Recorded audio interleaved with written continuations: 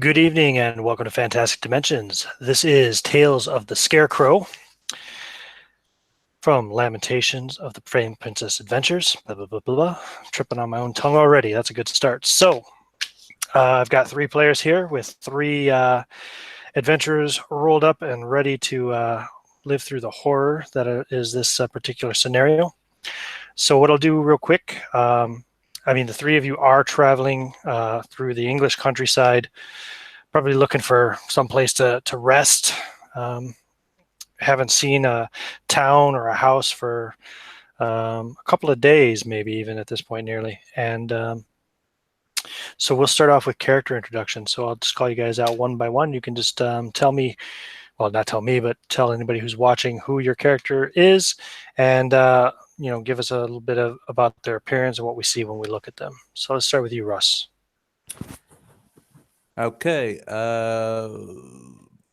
I am playing Blackie Smith. Blackie Smith is 58 years old, and he is really not a nice guy. And when I say not a nice guy, it's just people really don't like him, and he doesn't like people at all. He does have a rapier, and he has a pistol, and he walks with a cane in his hand. But as you can see in his picture, he's balding on top, long, thin gray hair at the back. His lips are thin and almost non-existent with gray eyes.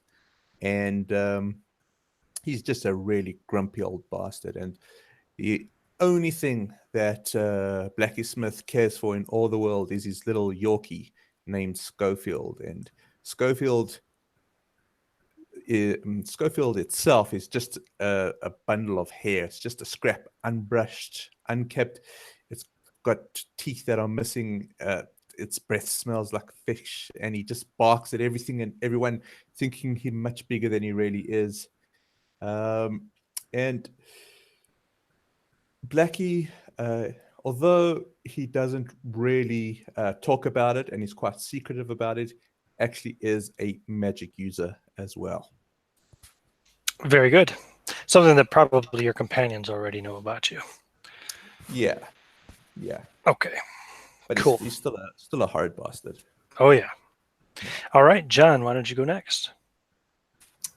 I am portraying Bramblethorn, a wild elf, a miscreant, and probably a future serial killer of nasty humans. He left his enchanted forest of glorious wonderment to follow up on what the elders told him that humans were like, that they just all needed to be killed.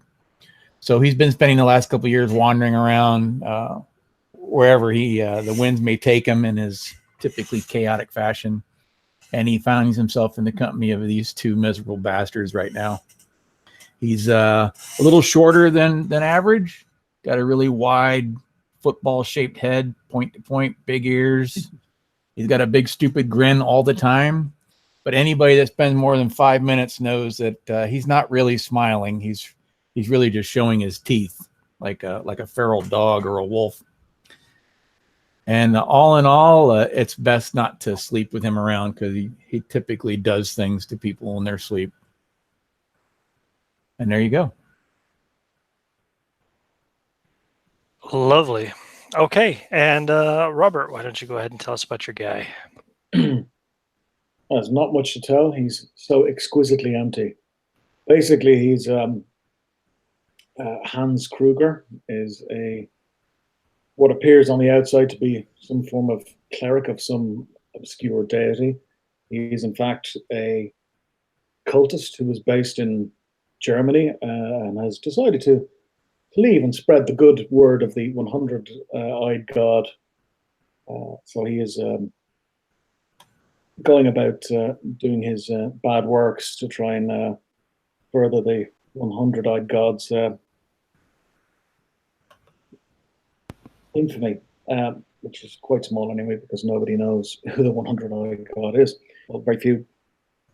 He's a bit of a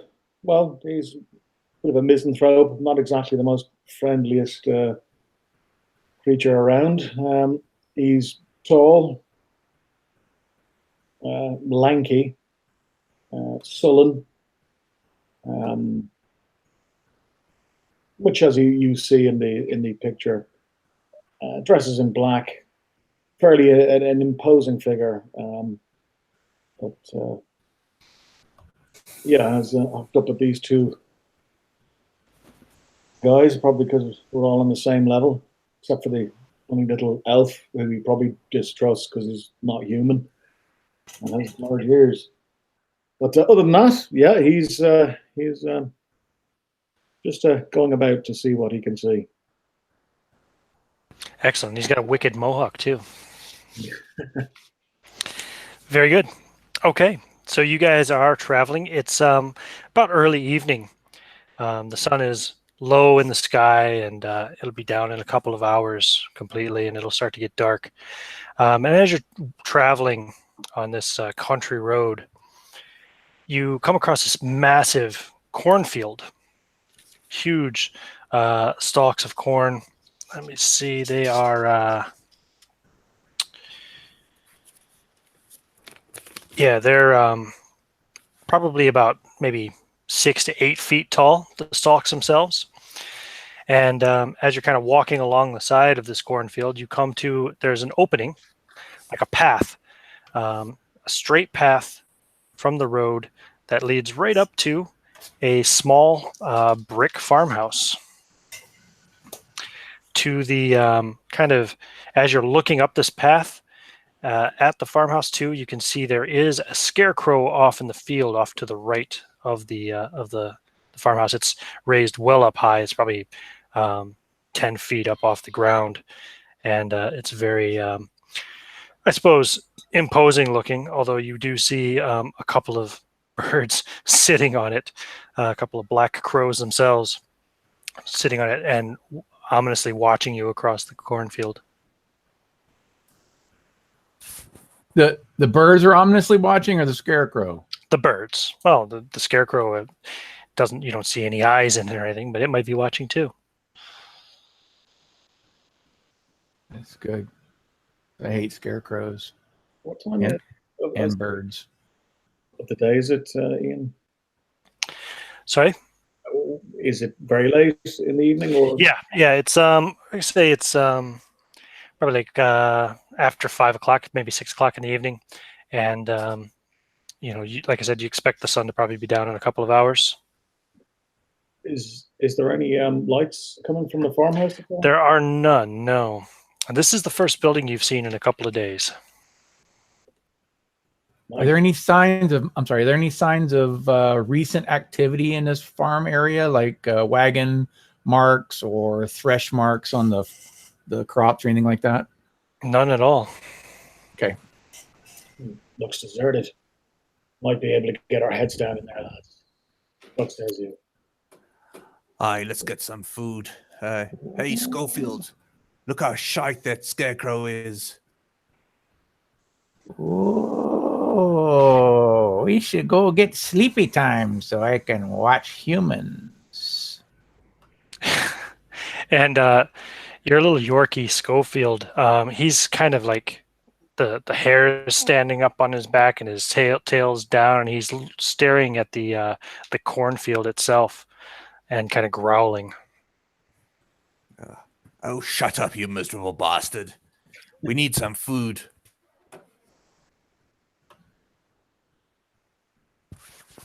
I go, The dog is one of the only worthwhile travelers I've been with. There's something. shut your mouth, Alf. Shut your mouth, you fucking human. Hunt, That is. what say you? Let's go and see who resides in yonder house.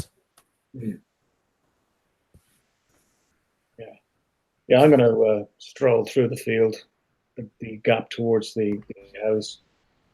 Walking up the path. Yeah, Okay. I mean, Mm-hmm. I call the scarecrow more out of it being a bit of a strange oddity in the way you've described it. But yeah. Okay. So Hans begins walking up the path.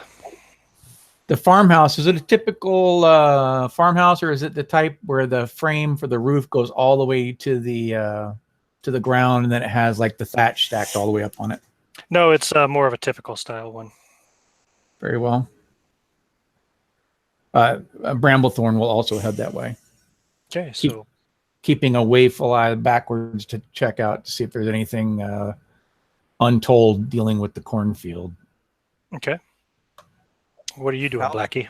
I'm following with these guys. How close to the Scarecrow are we walking?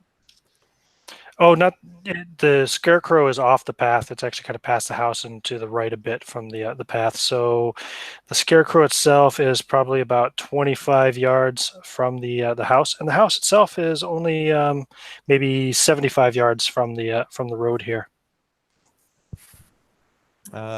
As we get closer, at the closest point towards the Scarecrow, Blackie will just like go and try like scare the crows off of the Scarecrow. Okay, so probably just about when you reach the house itself, would be about the closest you're gonna get to it without walking off the path. Yeah.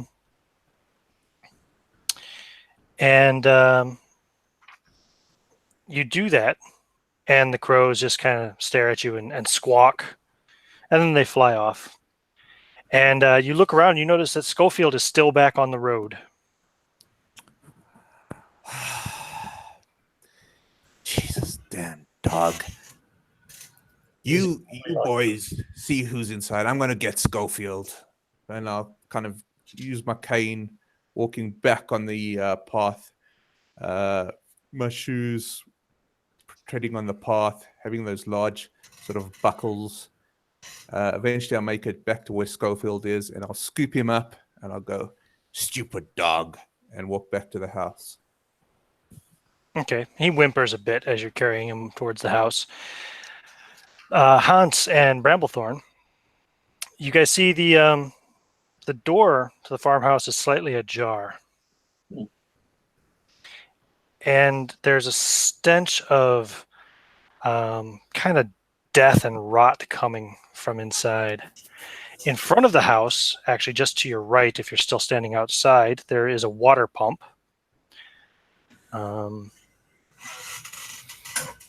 And that is really all you can see. I mean, you can tell by looking at the house, even from here, and where the door is partly ajar, you can see it looks like it has a wooden floor. And it actually has a tiled roof. There's a smell of decay, and the door is open. Does it look like there's been any scuffle or any kind of bite or anything? No, not that you can tell. Okay. You Well, don't see any signs of, you don't see any blood or, well, any signs of damage per se. considering the door is open and I smell of death, I'm going to nod to the little fella, and I'm going to pull out my pistols, and I'm going to push the door open with my foot. You smell it. Okay. Is there anything that gives any sort of height around the area, like a wagon, a wheel, partial ladder, anything like that around the outside? There's a water pump. How close is it to the building? It's maybe 10 feet from the building. He's going to look if there's any easy Kind access of to get on. to keep it just simple, we'll just say the kind of southeast corner of the house. If there's anything to give him purchase, he's going to climb up on the roof. Okay. Yeah, I'll say, let's see here. You're going to have to kind of jump from the, if you jump from the well, you might be able to grab on and pull yourself up. How's your dexterity? Very good. Cool. It Give me a is D20 roll. 15. Roll a D20. All right. Online roller. Here we go. I have an 11, and I get +1 if it matters. Yep. No, it doesn't. For an ability score roll, you're just rolling against your stat. So, Right. That's what I thought. Okay. Yeah, you jump up and you just grab onto the edge of the roof, and you can kind of pull yourself up on top of it. Wee, on the roof. It's for me. Hans, you push open the door. and the stench gets even stronger Yeah. as you get closer. And you can see in this room, there is just on to your right, there is a table with two bench-like seats, almost like a picnic table type setup. On the right wall, there is a fireplace. There's a window on the south wall just to the right of the door. There's also a window to the left of the door as well, but that seems to be in another room. There are two doors on the left wall, very close to each other near the center of that particular wall. There are also two windows on the opposite wall from you. We'll call it the north wall for simplicity's sake. Sitting on the table, you see there are, let me just double check here, there are a couple of books and a sword, a really exquisite looking rapier, and kind of straight across from the door at the almost, by the window at the north end, there's a little bookshelf on the left hand side, but then there's a harpsichord there. It's looks to be in perfect condition, a finely crafted harpsichord. And you hear a sound which sounds almost like a gasp come from behind the harpsichord. Like a really weak, kind of throaty. Show yourself.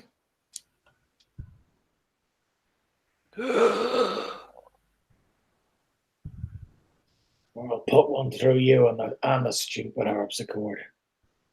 And at this point, can I see Russell at all? You turn back and look out the door.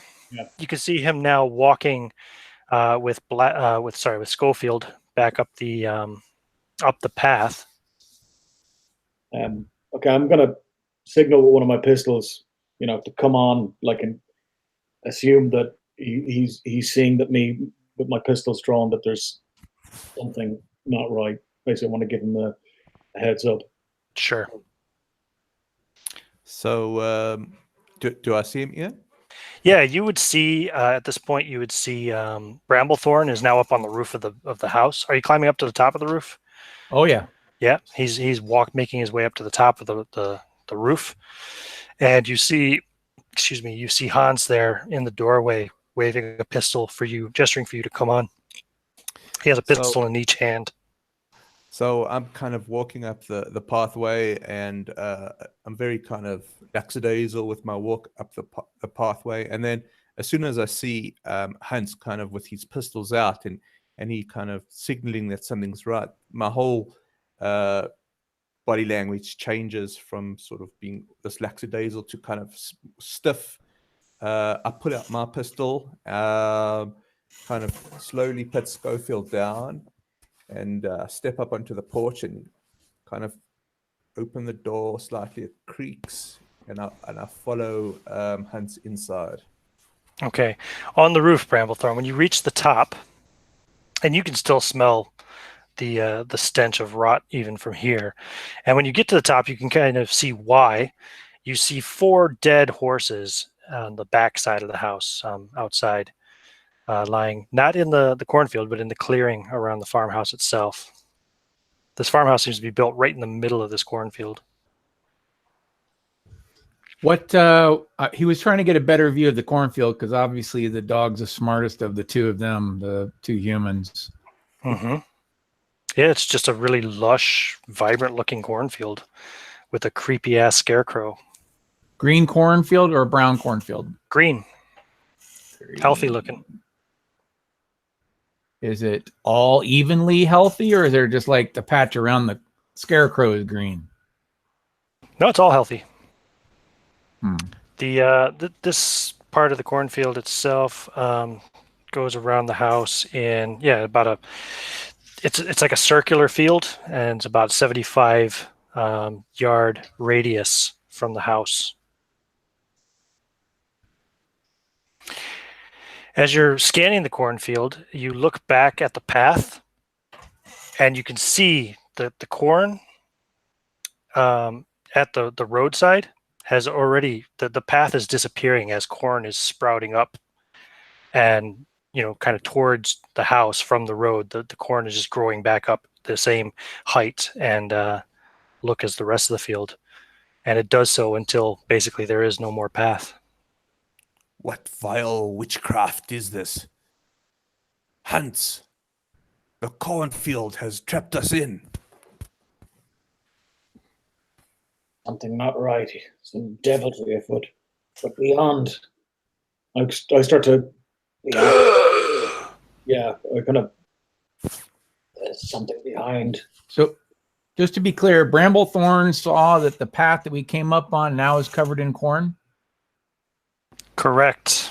The corn, you actually saw, like it was half overgrown again already by the time you turned back and looked, but you see the rest of it grow until the path is gone, as if it never existed. What He is goes over to the chimney. I assume there's a chimney. There is indeed on the east side of the house. He's going to call down in the chimney. Wee, wee, wee. The corn grows over the road. You guys hear this voice? You hear Bramblethorn's voice coming from the fireplace, faintly and echoing, kind of. Well, at least he didn't ruin our vile, surprise. vile elf? One day he's going to get us all into trouble.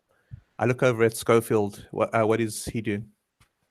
He is still sitting in front of the porch, looking really scared and dejected. Kind of his ears are down now. His body language is frightful, or frightened, I should say. And I'm obviously going to take this. I mean, he's not usually like this, is he? I mean, he's quite a... No, not usually. Like you said, he usually thinks he's a lot bigger than he really is. But at the moment, he's really being very... very passive and scared. Can I sidestep this, like, around the room? Sure, around two the guns. edge of the house, around behind the table. Yeah, behind the, should I say, the harpsichord, please. Okay, yeah, and you'll see a man sitting on the floor there behind the harpsichord. He looks very very pale and weak, very sickly, and he's kind of shivering, and he's the source of the sound. As he looks like he tries to say something. He sees you, he looks at you, and he weakly like reaches up and he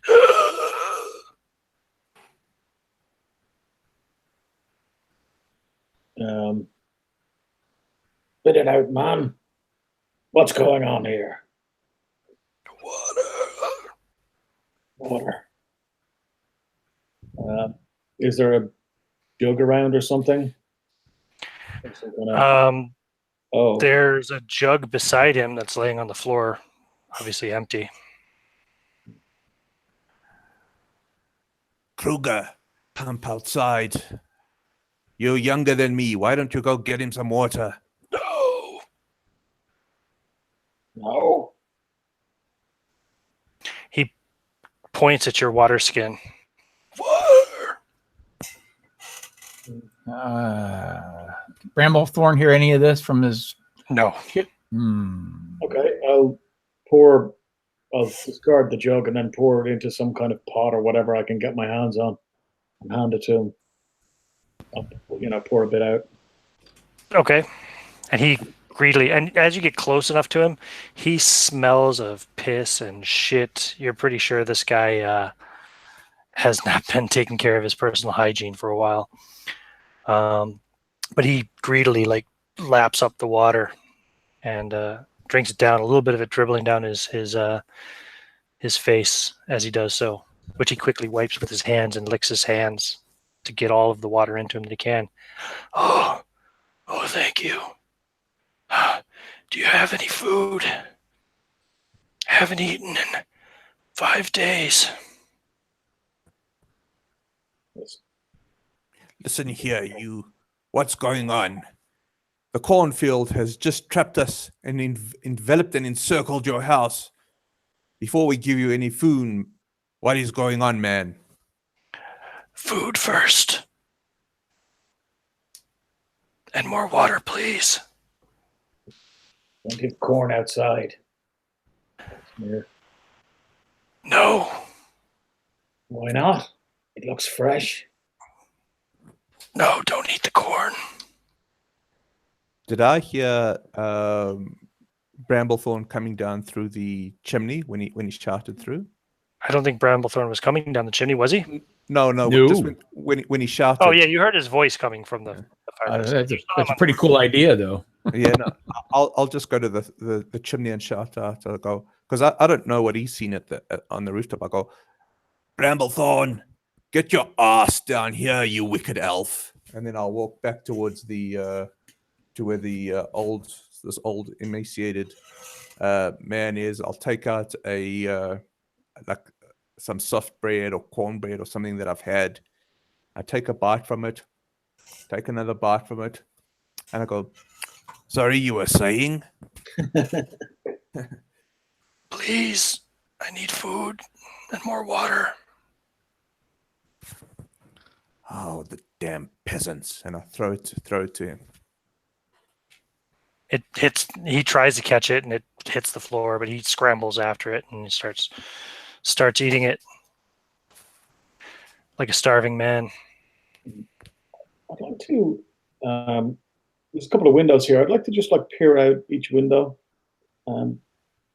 Yeah, you see. Okay, peering out the windows here at the north side of the house, you see the dead horses. You can see 4 dead horses lying there between the house and the cornfield. Look, dead horses. They look like they've been chopped up, eaten, attacked. They look pretty rotten. They don't look chopped up or eaten. No, they look rotten. They look like they've been dead for a while. That's where the smell is coming from. Please, some more water. Give him a bit more water. Not too much though, because if we're going to be trapped here. Mm-hmm. Yep. He drinks it down. So, thank you, strangers. What happened? We've been trapped here. I don't know how long. Weeks? Months? I'm the only one left. What's Bramblethorn doing? He's still up on the roof. He's checking shit out. He's going all around, staying on the hard parts of the roof and taking it all in and seeing if the corn is continuing to grow towards the building. It's not. No, once it reaches the edge, it stops. So there's like a clearing around the house. Is the clearing take any particular shape? Or is it a perfect circle or anything like that? It's more like a rectangle, like the shape of the house itself. Like the corn is just maybe growing 10 feet away from the house. Interesting. Well, he'll stay up there for now, but he will call down. Hey, smelly old man, know thyself. You are not the master of this elf. Tell him the water is fine. I tell you, Hans, one day that elf is going to say the wrong thing one too many times. Mark my words. Schofield, get your ass in here. How many? Schofield kind of limply kind of walks in to the door, ears down, whimpering a bit. He'll come right up to your side. Is there any of that cornbread left that the old man's eating? No. Okay. He scarfed it. Okay, so I look for it. And you're looking at him, and he looks a little bit. I mean, just even the food and drink that you guys have given him already, he looks to be a little bit stronger already. You're not sure that he's very old. He's maybe middle-aged at best, but he's just so sickly that you thought he was older. What brought you to this house? I'm an adventurer and collector of odd and bizarre items. I was traveling home after collecting my latest crypto paraphernalia, and he gestures at the table where you say the sword and the 2 books. Me and my servants, we spotted this farmhouse. We still had a way to go. We thought we would purchase supplies from the residents, but once we found out it was abandoned, we decided to stay the night. The corn grew up and covered the path. When we realized that in the morning, we didn't know what to do, and it was all so odd. Nicholas, he was unafraid and decided to walk through the field and try to find the road. But we never saw exactly what happened to him, but we heard his screams and we saw his blood spraying out over the corn, and we decided the field was too deadly to traverse. The horses, they refused to enter the fields. So we thought we'd stay here, wait for someone to come. But it's been so long. You're the first. Kingsley, he was the second to die. After our food ran out, he decided to eat some of the corn from the field.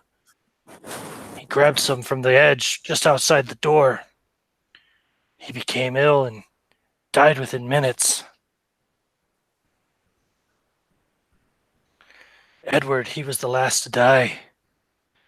2 of us had stayed in the house, too afraid to leave. We were out of supplies, but we didn't dare brave the cornfield, and poor Corley, he starved to death before I did. How did the first person die, Ian? He said he went out into the cornfield, and then they just heard him screaming and saw blood spraying out over the top of the corn, and he was never heard from again. Gotcha.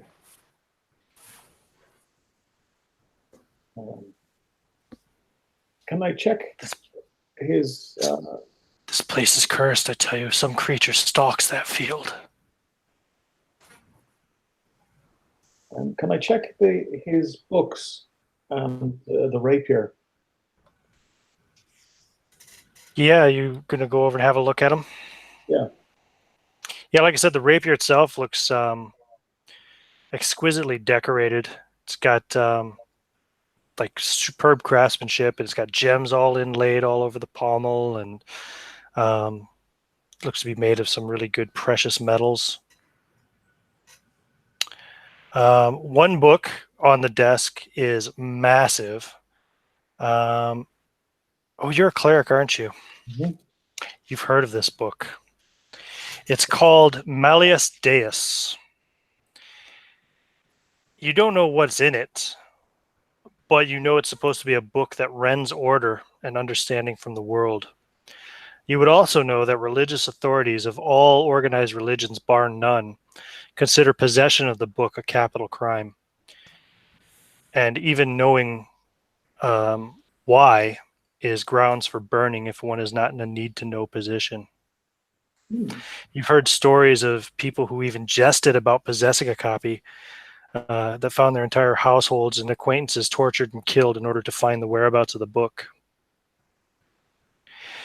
You also have heard stories about this book, Blackie. You've heard stories that supposedly the destruction of the Library of Alexandria was a deliberate act committed just to make sure that this book was destroyed. The third book is much smaller. It's not very big at all. But it has a title on it that says Tales of the Scarecrow, a horror anthology. How apt. Even that we're acting this.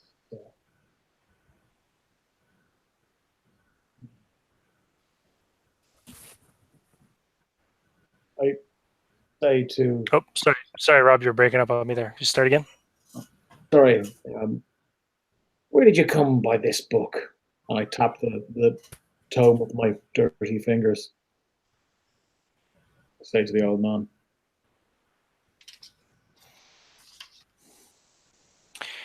Says, where does it say here? Oh, yeah. I bought them You bought from who? from a trader in Norwich. Paid a hefty price for them, but I'm sure that they were worth the price. You, sir, are a fool. These are the devil's books. What do you mean? Look at the craftsmanship of that sword, and that ancient tome looks to be some kind of old spell book or something. I don't know. I couldn't make heads or tail of its contents, but somebody surely can, and somebody will pay a fine price for it. The third book, well, it's just, I like horror stories. Can I take a look at the book, Tales of the Scarecrow? You can. I'll just You pick first it of up? all- yeah, I'll pick it up, but before Wait, reading what's the your book... constitution? No, I'm just fucking with you. Yeah. You pick it up. Yeah, it's a pretty small book. Yeah. If you open it up, you see it's the table of contents. There's 3 stories in it, 3 short horror stories. Is there any inscription in the beginning? No, and there's no there's nothing even to say like when it was written or who it was written by. It just has the 3 titles there. And what are the titles? Well, I don't know. That's going to be for you guys to determine. So what's going to happen now is I'm going to take a 15-minute break while you guys decide what's in that book. The way this is going to work is that in secret, without sharing information with each other, please, you each need to write. You can just type it in and send it to me in chat or something. In fact, send it to me on Facebook. Yeah, and I'll open up Facebook and have a look at them after I get back from my break. So each of you will determine in secret the possible powers and effects of this evil scarecrow, because all of the stories are, of course, about evil scarecrows. So yeah, if you could do that, please, for me. Just come up with your own, each one individually, little horror ideas about some terrible scarecrow thing. I will come back in about 15 minutes. You guys can then take a break while I check out your ideas, and then we'll continue after that. Does that sound good? Sounds awesome. I know it's a little unexpected and a little unorthodox, but that's the way the book is written. Yeah, awesome, man. Cool. Cool. I'll be back in 10 to 15 minutes. Yeah, no worries. Oh, that's very Also, if anybody's watching this video currently or posthumously, now's a good time to take maybe a 30-minute break. Or if you're watching this video after it's been recorded, just skip ahead 30 minutes to see what happens next. I had to go into the door for FedEx. What happened? Oh, Jesus, John. You guys What found the a book hell? called Tales of the Scarecrow? I saw that. Yeah. And each of you has to come up with an idea for the powers of some horrible evil scarecrow, and maybe write a little title too, just as what each of the stories is about. And then I'll read them when I come back, and you guys can take a break. So I'll be back in 10 to 15 minutes. Okay. Oh, and don't share information. Each of you do it in secret. Just send it to me on Facebook Messenger. Okay. Private message, not the group. All right. Okay. Oh, very interesting, fellas. Okay. So if I understand that right, even if I didn't have anything to do with the book, I'm supposed to come up with my own idea. I guess so. Yeah. Yeah. Okay. Just It wasn't because y'all touched the book. It's just because we're in the game. I presume so. Yeah. Okay. well, I did touch the All book. right. Yeah, you Sorry did. about that. Yeah. You touched the book repeatedly. I watch you at night, remember? Yes. All right, I'm gonna go feed my dogs real quick. I'll be right back. All right.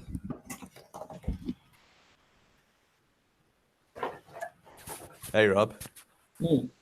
thinking Hans Kruger is one bad mofo, man. He's yeah, just makes a change from playing the usual. So I thought I'd play him. Looking forward to taking that elf's ears off, frying them up.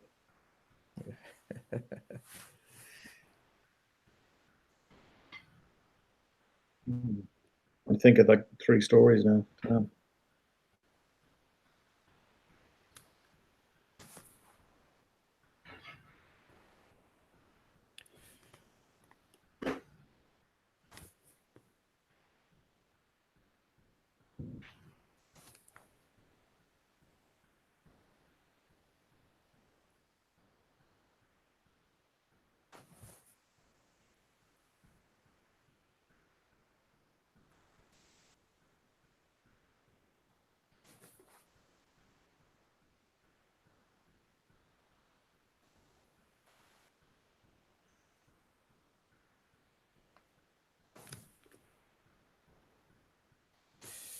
All right, I've got 2. I've just got to think of the third one. My goodness.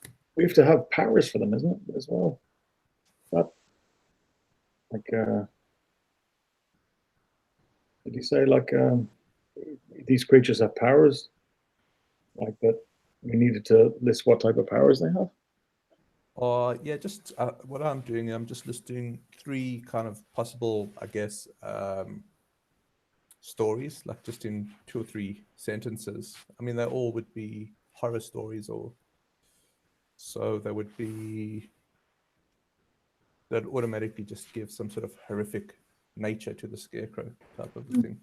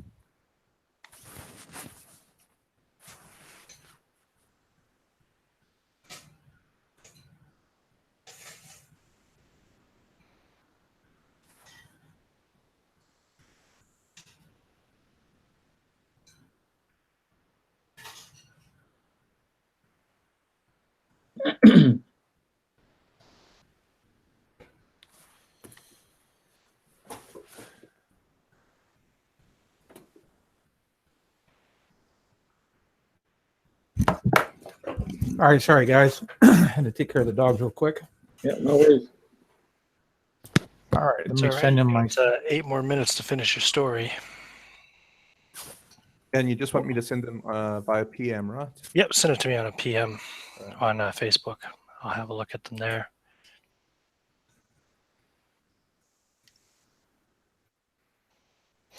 I wish I could play music over my channel without getting in trouble with YouTube, but it'd be a nice place to play some creepy ass music. Yeah.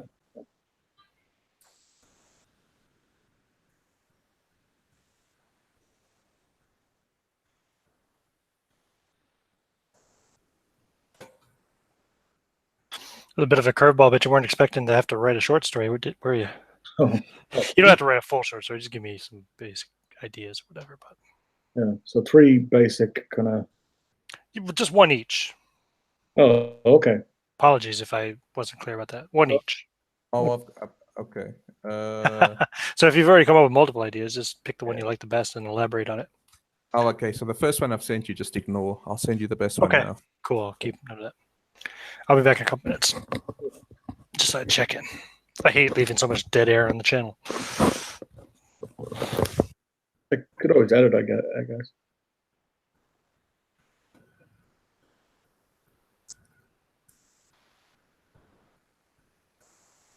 My typing isn't too distracting.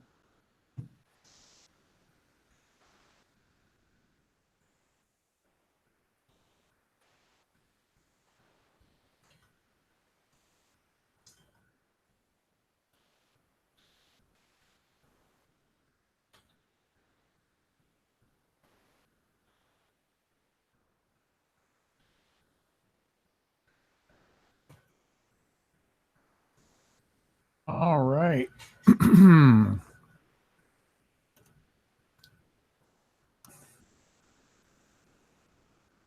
Mine is sent. Yeah. Now it becomes the question of whose is the coolest. Or they might be combined to make one gigantic horror movie. I mean, Yikes. horror story. Yeah.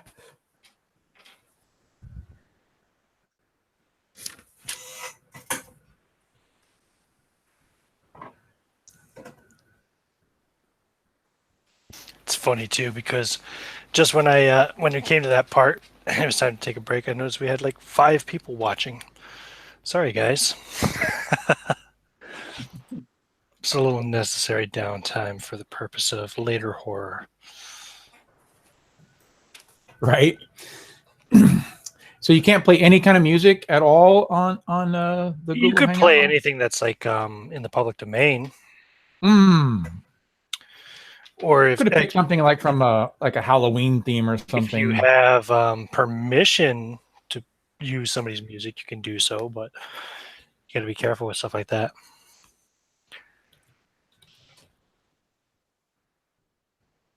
I played a Birdsome track once while I was doing a little review of Mifrog, but I got permission from Varg to do so. Very cool.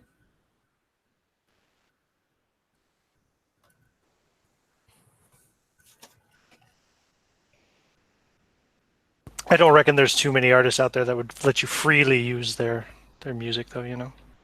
No, it's actually an interesting point. I never realized it until you kind of brought it up.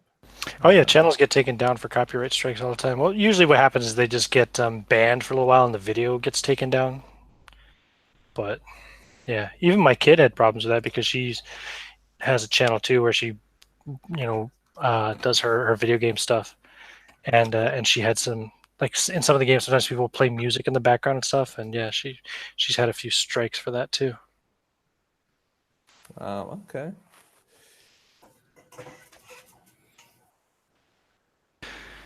She's clever though. So now what she does, she doesn't record the sound from the game. She just records the video, and then she finds that kind of free, open domain music and stuff, and just puts it in the background. I guess if you maybe record over Roll20 and just use Roll20's music, because that I would imagine is in the public domain. Yeah, I would imagine so. Yeah. So about 3 more minutes, gentlemen.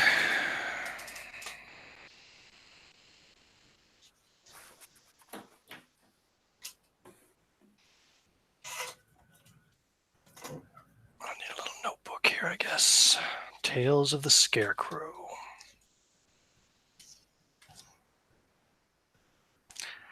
Tales of the Scarecrow, the Malleus Deus, and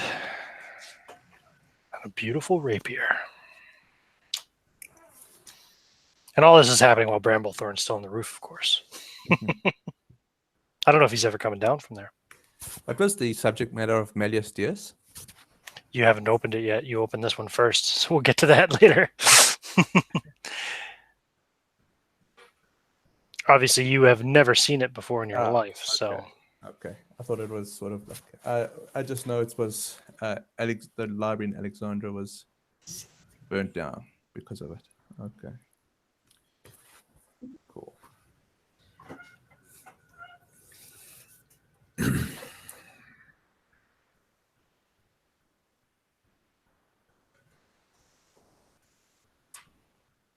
I'll just grab a beer in the meantime. Won't be a moment. Sure. Have you sent your story already?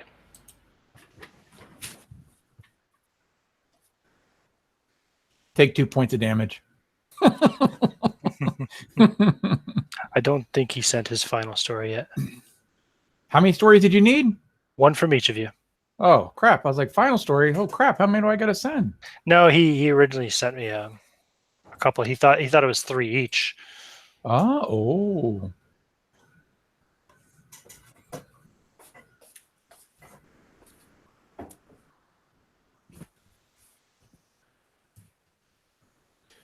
Okay, I'm back. Did you send your story in the end, Russ? Or Yeah, I just PM'd you. Okay. The second so story. it's the second one, yeah? Okay, cool. Yeah. Okay, I'm just gonna.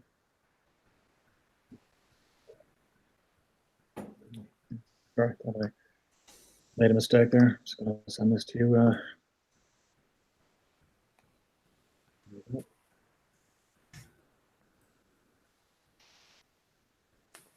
But it only has to be a few lines, and you want powers as well, kind of thing. Is that it? Something like that, yeah, just about the power of the Scarecrow or something, you know? There you go. There's mine send. Nice. Okay, so I'm going to read over these and come up with some names for the stories in the book and stuff. So if you guys want to take a break now, go ahead. Okay, cool. And in about 15 minutes, then we will. I'll tell you about the stories in the book, and we can carry on doing whatever else you guys want to do. Sounds good. Cool.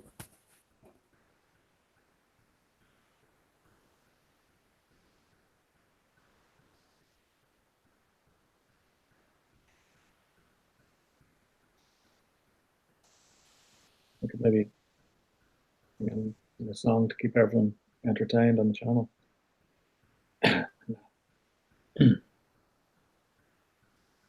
Gonna sing for us? Bear with Just me. don't put on any music.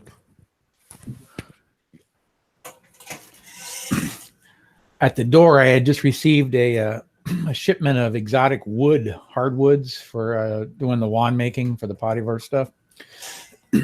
And I just opened the box, and half of the wood is aromatic, but it's not any of them that I've used before. I have some olive wood from Israel, and it is pungent. It is so strong. I was not expecting that.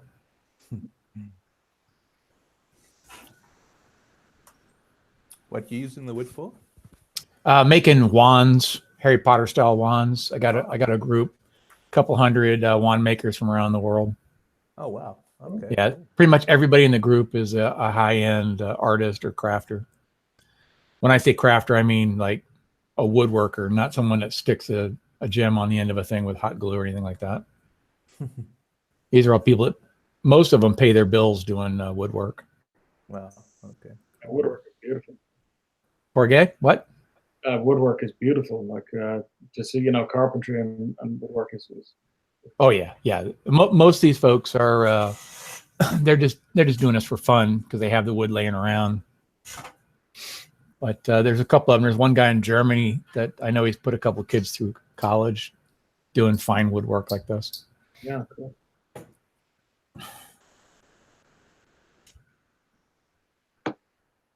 Of course, I think that's just expenses though, because you get to go to school for free in Germany, right?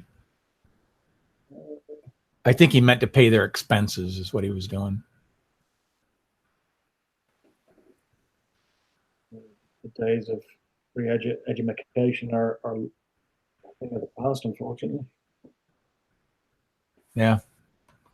It might be free, but what you get may not have that much value. Fair enough. I was lucky everything was paid for me in Ireland anyway at that time, but that's gone back quite a decade or two.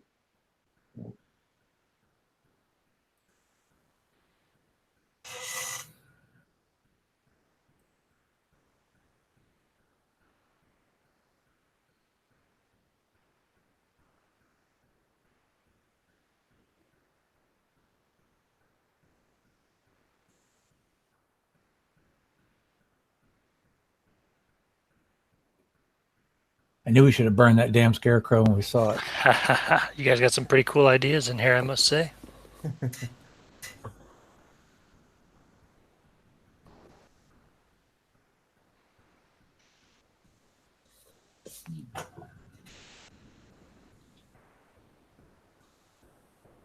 Troy says, "What's up, guys?" They tried.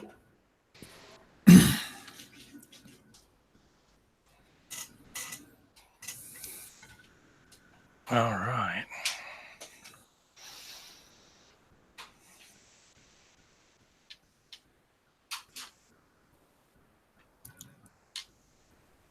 I reckon this guy should have a little accident.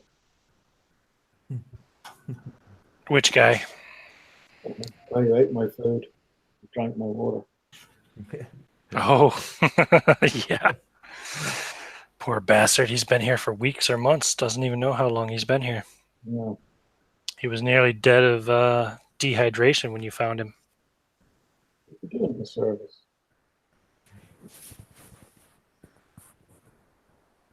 Yeah, I'm not sure that the Thousand-Eyed God would approve. Hundreds of bad guys. 100. Oh, he would approve. The 100-eyed god does not sound like a benevolent deity at all. Oh, no. God. So who's running next Saturday, guys? I'm happy to run something, or unless anyone else wants to. Yeah, I could run. I don't mind. We've got a game early in the day, but if we schedule it for this time, yeah, happy to run something. As can I.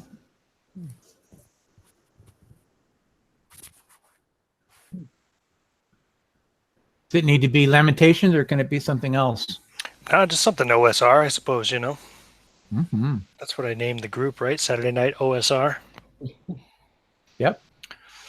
So it can actually be truly old school, like Traveler or BXD&D or something like that, or it could be an OSR, more recent kind of thing, like Lamentations, for example, or DCC or Labyrinth Lord, or who knows. There's fucking dozens to choose from nowadays, right?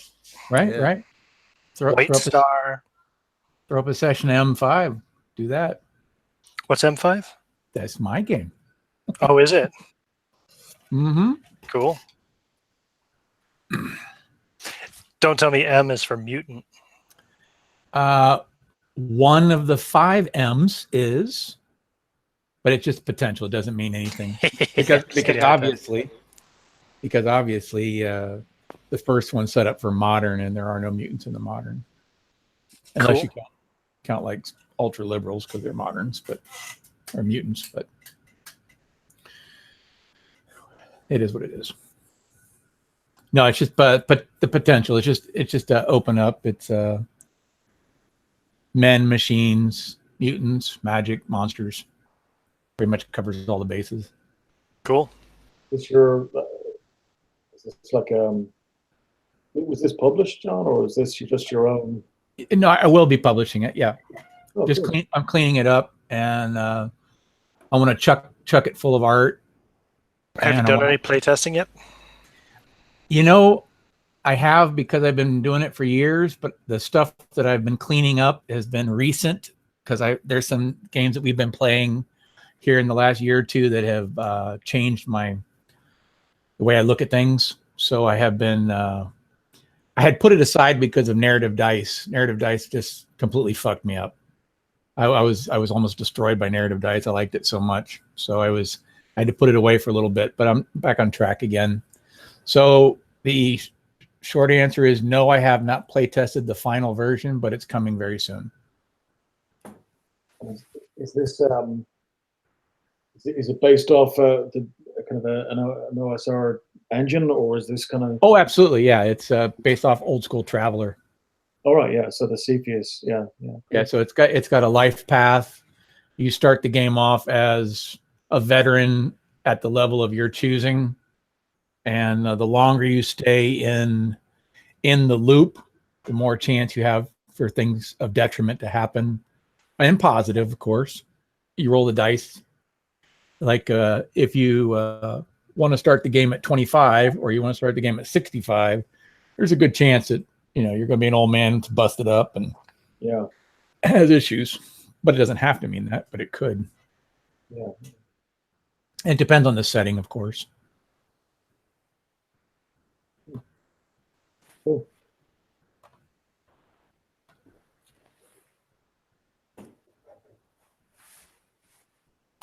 Basically, it just has a bunch of career paths based on the genre or the theme that's at hand. And you choose your career path, you pick where you want it to go, and then you do a random result. How do you want to continue? Do you stay on the career path? Do you go a different direction? Choose the direction, random, see what you get. And then it builds your backstory as you go through the character process. Yeah, cool.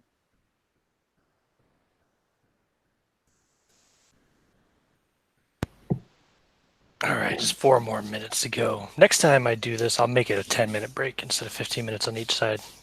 You guys kick those out pretty quick. I wasn't sure. Yes, sir. I wasn't sure how long the story should be. Should it be just a couple of lines and? Yeah, keep it short and simple. Yeah.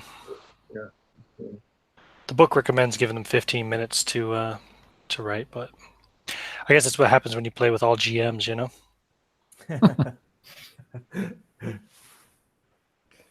I suppose some groups might actually need 15 minutes, but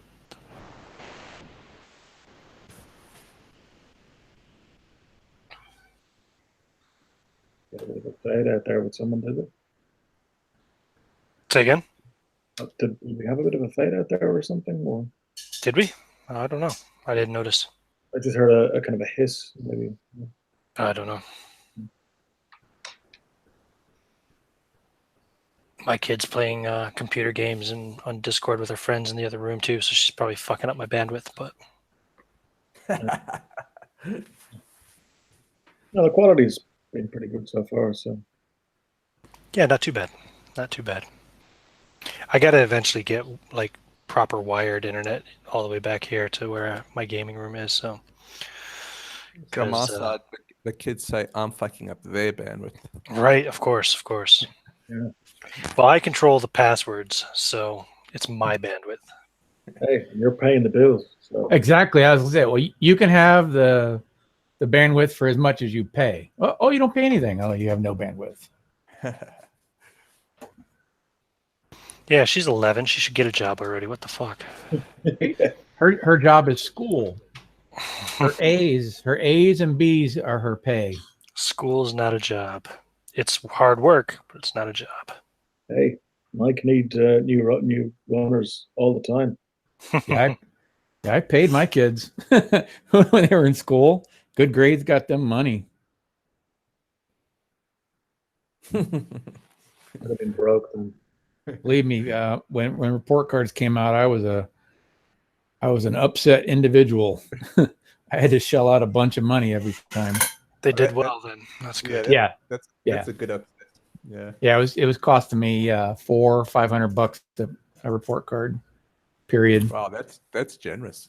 Well, I have 4 kids, so it adds up quick. This is why I'm never having any kids. Plus, at the end of the year, any money that they had saved in their savings account, I matched it. Very generous, yeah. Wow. But I did that at the end of the year. I counted as the 15th of December. That way they had time to use some of the money to buy Christmas stuff. Yeah, as a student, I was okay. I wouldn't say I got my A's. I wasn't bad. I'd say I was maybe average, maybe slightly above average. So I think my parents would have been safe if they'd offered me the same deal.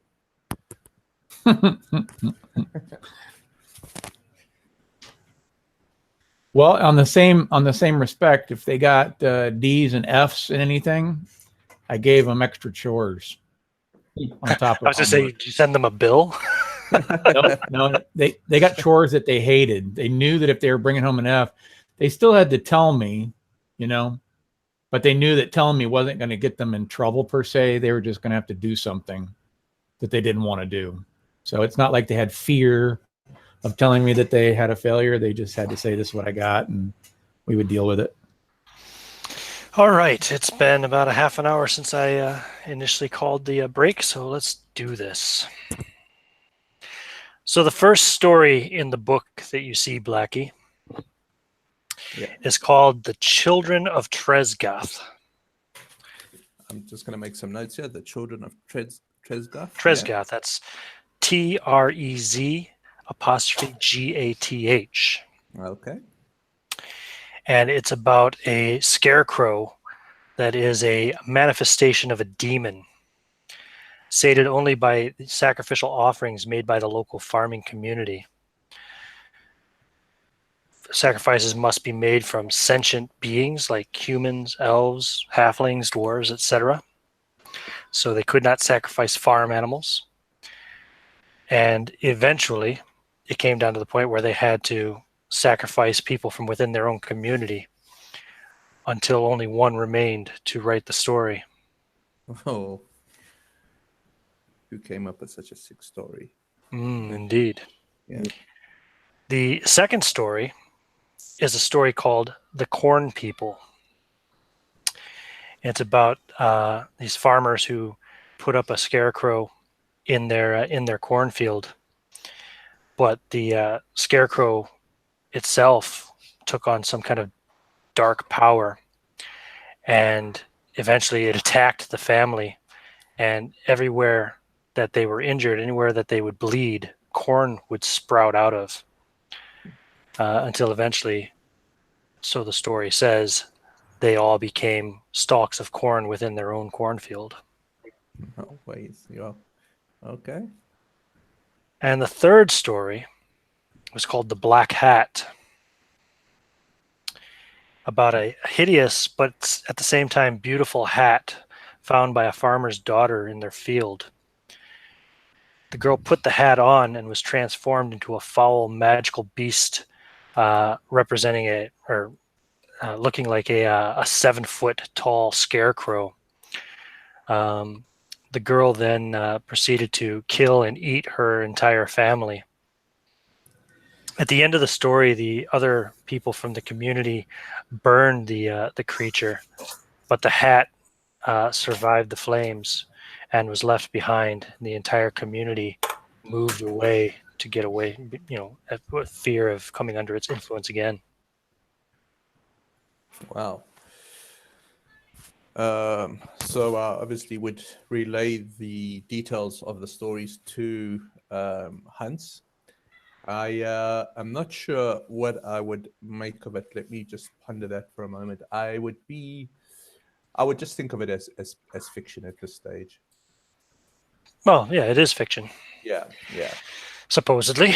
It's a horror anthology. No authors attributed.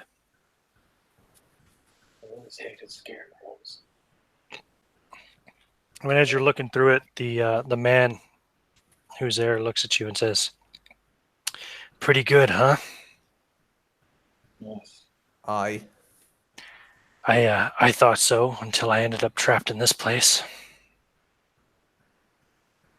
What did you do? I did nothing, but haven't been able to bring myself to look at the book ever since we found ourselves trapped here.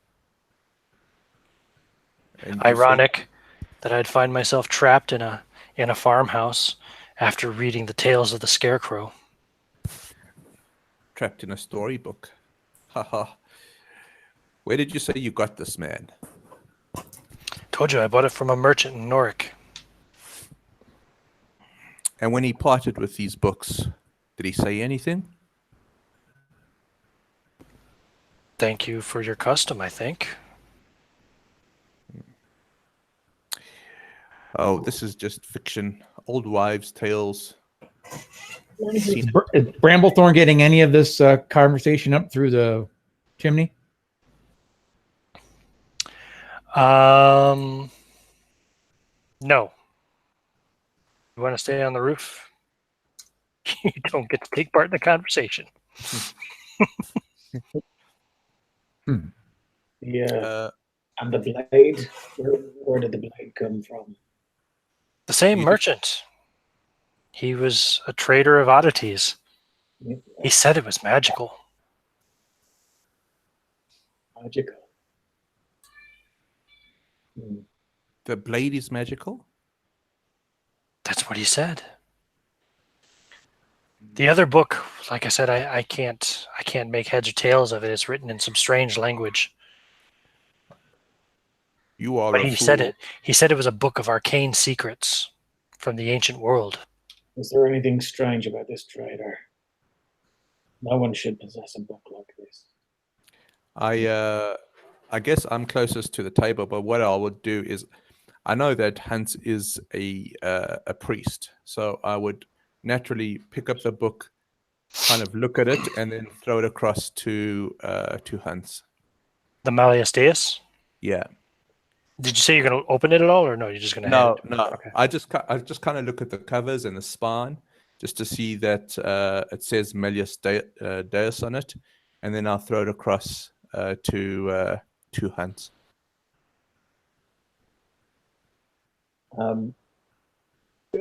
Do I know anything about this? I know you mentioned. Is it? I mean, is it considered? Would I consider this highly dangerous?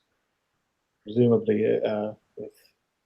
Oh yeah, I mean, like just the fact that you have it here with you right now, I mean, would be, if any church were to find out, it'd probably be grounds for all of your executions and burning as potential heretics.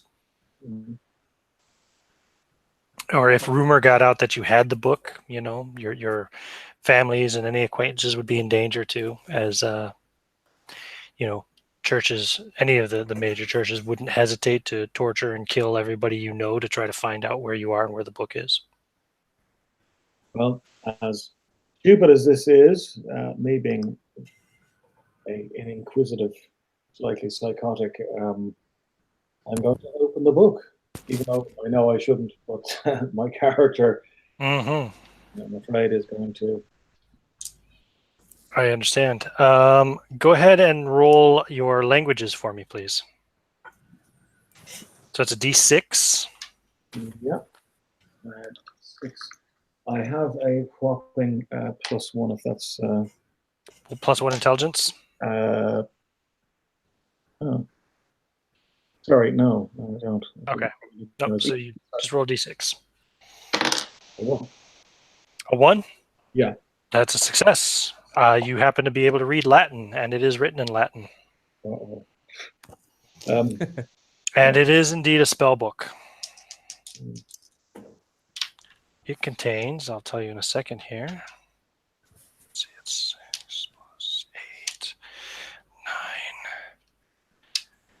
9, 10, oops, 13, 14, 15, 18 spells. Of course, these are all magic user spells, I would assume. Yes, they seem to be.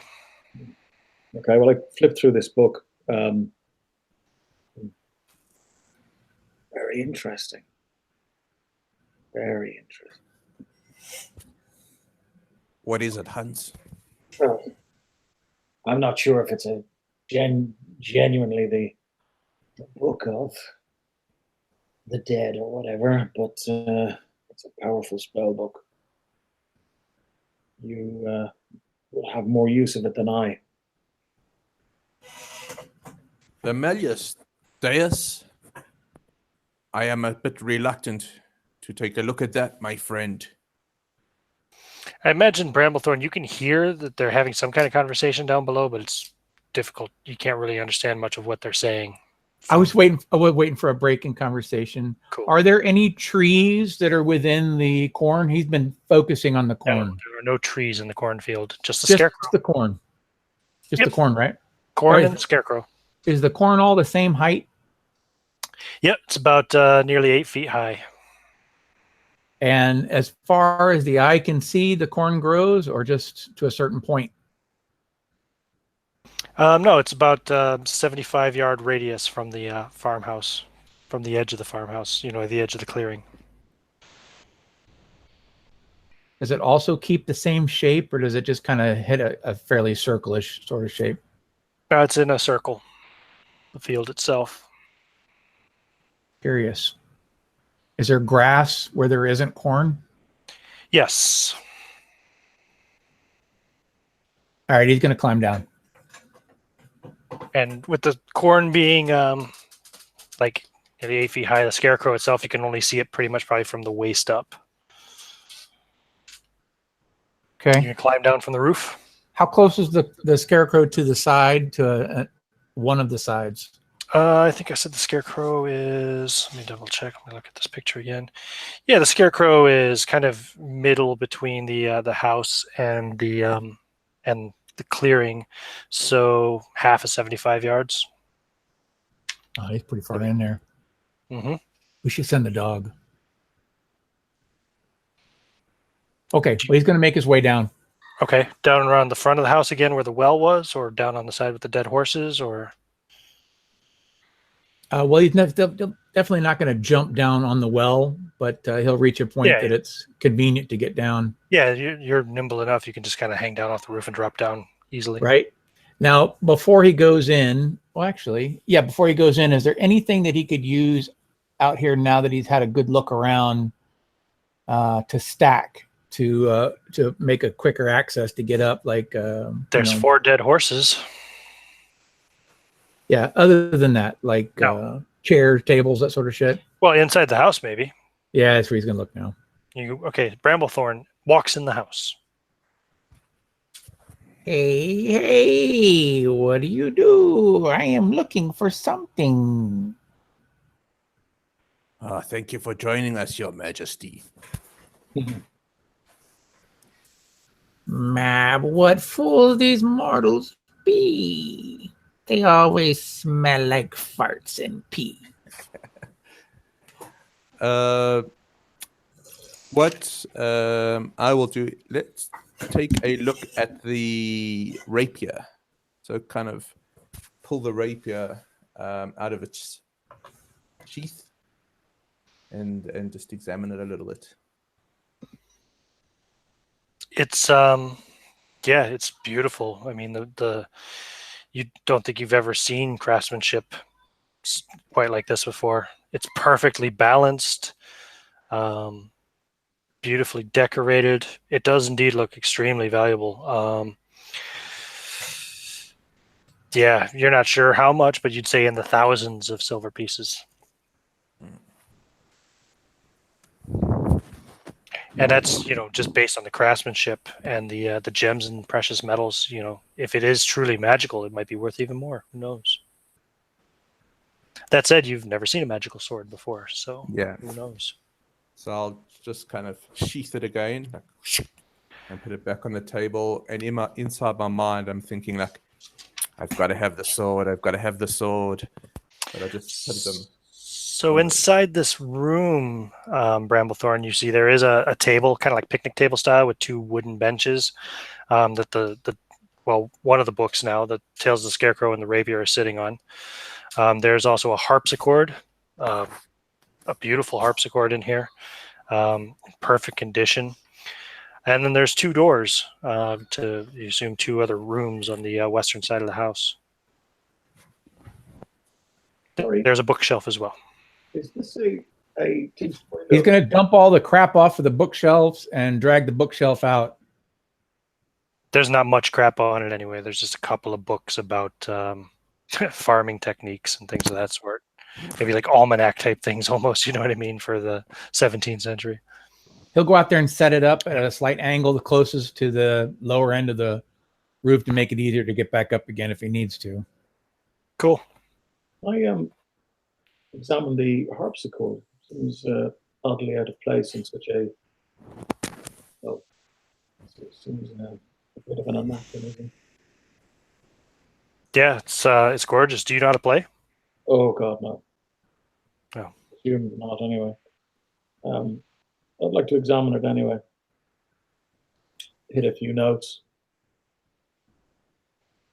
Yep, they ring out beautifully. Strange. And you said that there's two other doors. Is this a two-story building? Nope, single story. I'd like to. I presume Bramblethorn has seen our new our funky friend. Oh yes. You may be interested in this book. I kind of pat the malice or whatever it's called again. You can read Latin. Who are you giving it to? Well, I'm just saying I'm patting the book and saying to Bramblethorn. Russell Scarecrow doesn't seem to be too enthralled. Yeah, John, go ahead and roll languages for Bramblethorn. Very good. Hold on. Any bonuses? I got +3 bonus because of intelligence. So I get to apply it to this. Yes, you do. That means you need to roll a 4 or lower on a d6. All right. And I have a 4. You can read Latin. Yep, 18 spells. Very good. Magic user spells. It would take quite a bit of time if you wanted to actually try to learn them, but Worth a pretty penny, I'd say, for the right person.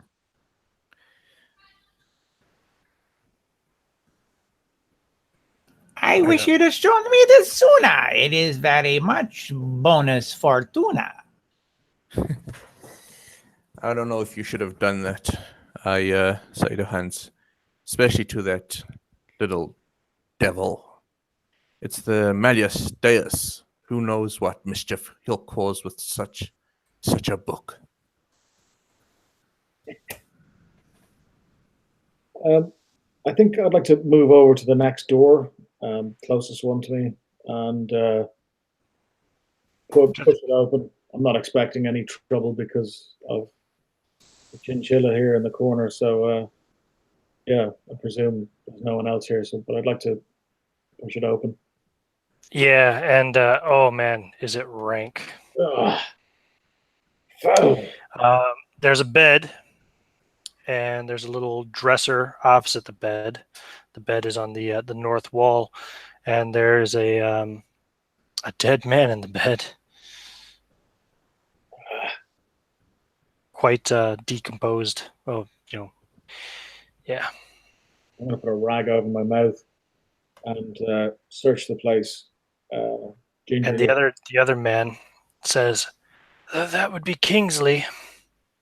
He's the one that ate the corn." Why did you leave the body here? I didn't have the courage to take it out and bury it. I told you, some kind of creature stalks that field. Anything else in this room?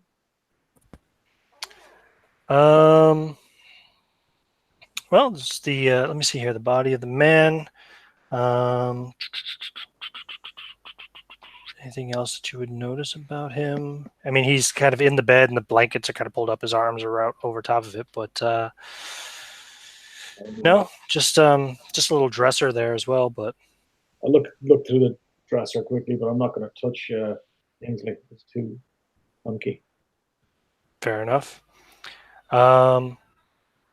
Yeah, the dresser itself just has some old rotten clothes in it, like moth-eaten and, wholly cloth clothing. With my rapier, I'll just pull the blankets down because I want to see if there's anything about this. So like, just pull the blankets off him, but just with my rapier. I'm not touching him. Still have the rag over my mouth so I can kind of combat the smell slightly.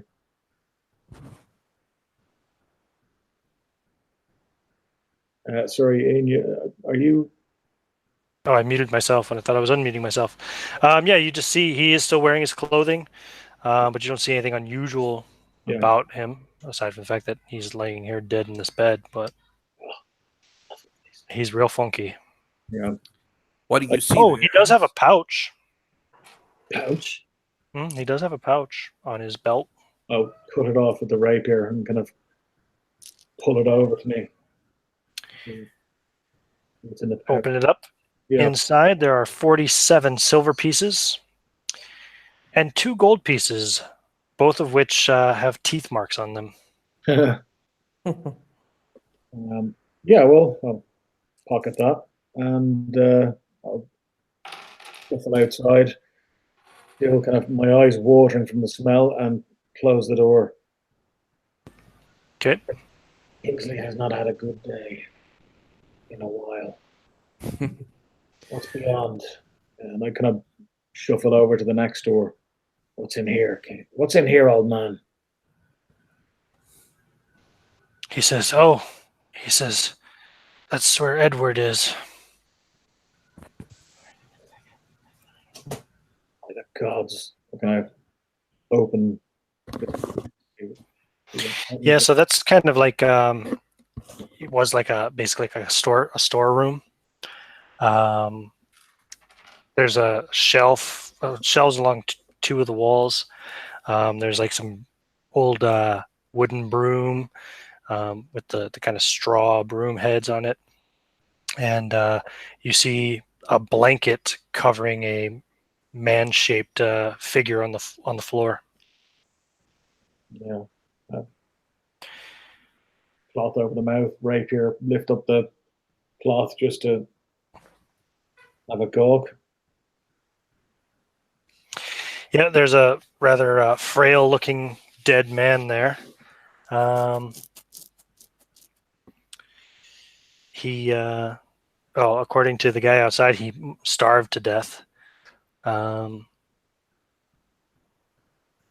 far do you want to lift the blanket? Just see his face, or? Yeah, no, I just like lift it as far as I can. Yeah. He's starting to get a bit rank as well. Yeah. Um, Anything unusual? He's got a gold ring on his left hand. He's wearing a vest and other clothing as well. Yeah, I'll take the gold ring. Okay. Being a thieving bastard. You'd also notice, I suppose now you're looking closer, there's blood stains on the blanket down by his legs. Strange. I kind of pull the blanket off so I can see his legs. You see his left thigh. A lot of the meat on the left thigh is missing, and that's where the blood has come from. Nice. Okay, put it back. He's obviously had a bit of a doner kebab moment. Bit of a bulge in his vest as well. A bulge? Okay. Don't know if I like the sound of that. It's a rat. Like he has something stuffed inside of it or something. Yeah, well, I'm going to just like open it up with my rapier and see what's kind of put it in, poke it in, and just like rip it across to see what it is, in case, just in the off chance it's a pouch that I can steal. There is a rather large pouch there. Doesn't just looking at it, doesn't look like it's holding coins. It's holding something like a box. And as he's doing that, you guys hear him kind of tear the vest. And the other guy kind of gets up and starts walking over there. The guy that we kind of found starving to death, Yeah, He's- the only other living guy here other than you. Yeah. I go, oi, where you think you're going? What's he doing in there? And he's looking in through the door, and then you see his jaw kind of drop, and he runs over to the table and grabs the rapier off of it, pulls it out of the sheath, and starts charging back towards the room. He has to run past myself, Probably. so I'll just take a You shot. and Ramblethorn's not that big of a place. Yeah, so I'll just shoot him in the head if I can. Okay. 'Cause I'm Roll not- D10. Are you using a flintlock or is a matchlock pistol? Just a. Oh, I'm not sure. I just wrote down pistol. The cheaper one. Okay, the matchlock. Okay, roll D10 for me, please. Yeah. I get a 9. Okay, it does not misfire. So roll an attack roll, ranged attack, even though you're practically right next to him. Radio. I rolled a 13. That'll be good enough to hit him. Okay. And then it's a D8. Yeah, he dies. He only had 1 hit point. Yeah. So he kind of gets up, runs, draws a rapier. As he's running past me, I just go. And he So you hear gunshot go off as you're looking at this pouch. Fucking forgot your name. Hans. Thank you. There it is, Hans. I'll just whip out my pistols and pistol, and move to see what the commotion is. Do you see the man who was starving when you arrived here lying on the floor, blood pooling out from his shattered skull, and you see Blackie standing over him with a smoking matchlock pistol. Excellent. I believe that's about the 109th you owe me, Hans. I always pay my debts. But yes, I was going to relieve him of his sad life while he slept. That's something you were doing inside there agitated him. Well, he's obviously had a go at his friend's leg, but there was also this, and I kind of pull out this pouch and bring it over to the table. Okay, yeah, it's got some kind of box inside. How did you react to all this violence, Bramblethorn? Bramblethorn grabs the withered old man by his feet, his ankles, and starts dragging him outside. Okay. Open this. Inside, you find an exquisite music box. Looks quite valuable. Music box. Bramblethorn will continue towards where the Scarecrow was, the direction of the Scarecrow. Dragging the body. You're dragging him into the cornfield? I'm dragging him to the cornfield. Okay. Closest to where the Scarecrow was. Okay, that'd be on the, let me see here, that'd be the east side of the house or the northeast side? Let me double check. Yeah, it'd be on the east side of the house. How's Schofield reacting to all of this? He's now kind of cowering underneath the table after the gunshot went off. He's brave, but he doesn't like it when guns go off in small rooms. Yeah. And with And he saying hasn't that- been particularly brave since you arrived here anyway. No, I've noticed. I'll also start reloading the pistol. Just by Okay. the way. Cool. Let's see. You are a magic user. What's your dexterity modifier? Oh, my dex is 11. So And that 0. is a matchlock pistol. It'll take you 10 rounds to reload. Oh my goodness. Yeah. So I'll start now. Could have used one of these much faster. I'm going to shake my pistol in the air.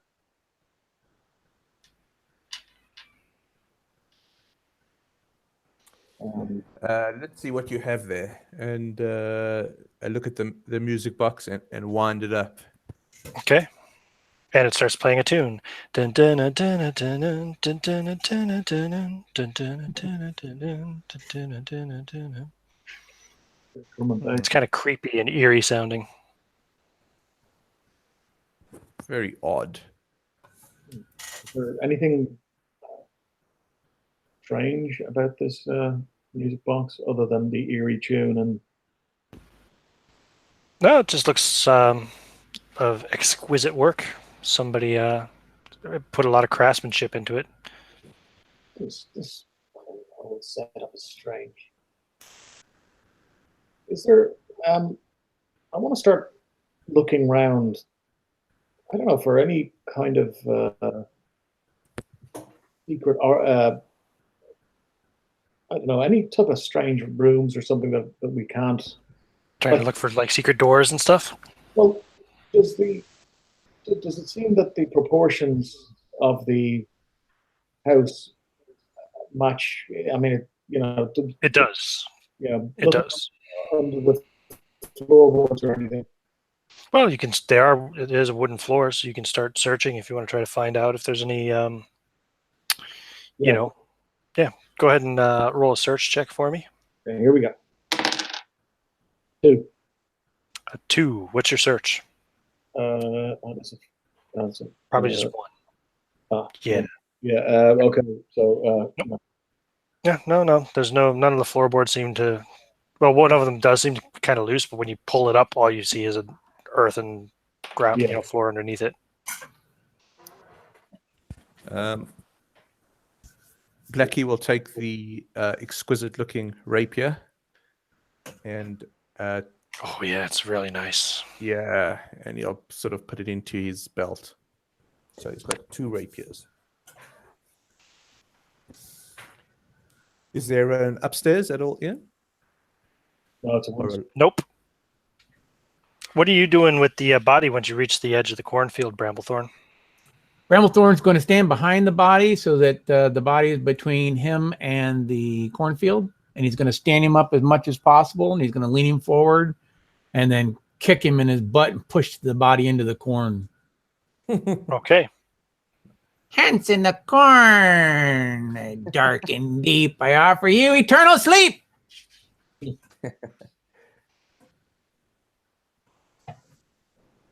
I think Hans will kind of walk around the house, just inspecting the house and kind of the cornfields around, just like do a circle around the house. So when you kick the body into the cornfield, John, the ground rumbles a little bit, almost like a little minor earthquake. And you see 2 huge tentacles reach up out of the ground and grab hold of the body and just pull it back down with a big explosion of dirt and earth that flies all over the place. Some of the corn is disturbed and knocked down and pulled down, which then quickly grows back before your eyes. Uh-oh. Oh, things that I see. I think perhaps I pee. You guys all feel the little earthquake even inside the house. Schofield starts to whimper. What's the matter, boy? And I just thought, What was that? just a bit of an earthquake. And I look at Hans and I go, I don't know what that Alfie's done now. Mark my words. Bramblethorn's going to back up slowly, keeping his eye on the cornfield. Yeah, nothing else happens. Is it dry, the whole field? I mean, have we been having nice dry weather-ish, or not wet weather at least? It is England, so it's been wet enough, but it's not, it's neither a drought nor a flood. But so the earth isn't completely dry now. And like I said, the cornfield itself does look quite lush and healthy, very green. No path for us, eh? We could burn it. Burn our way out.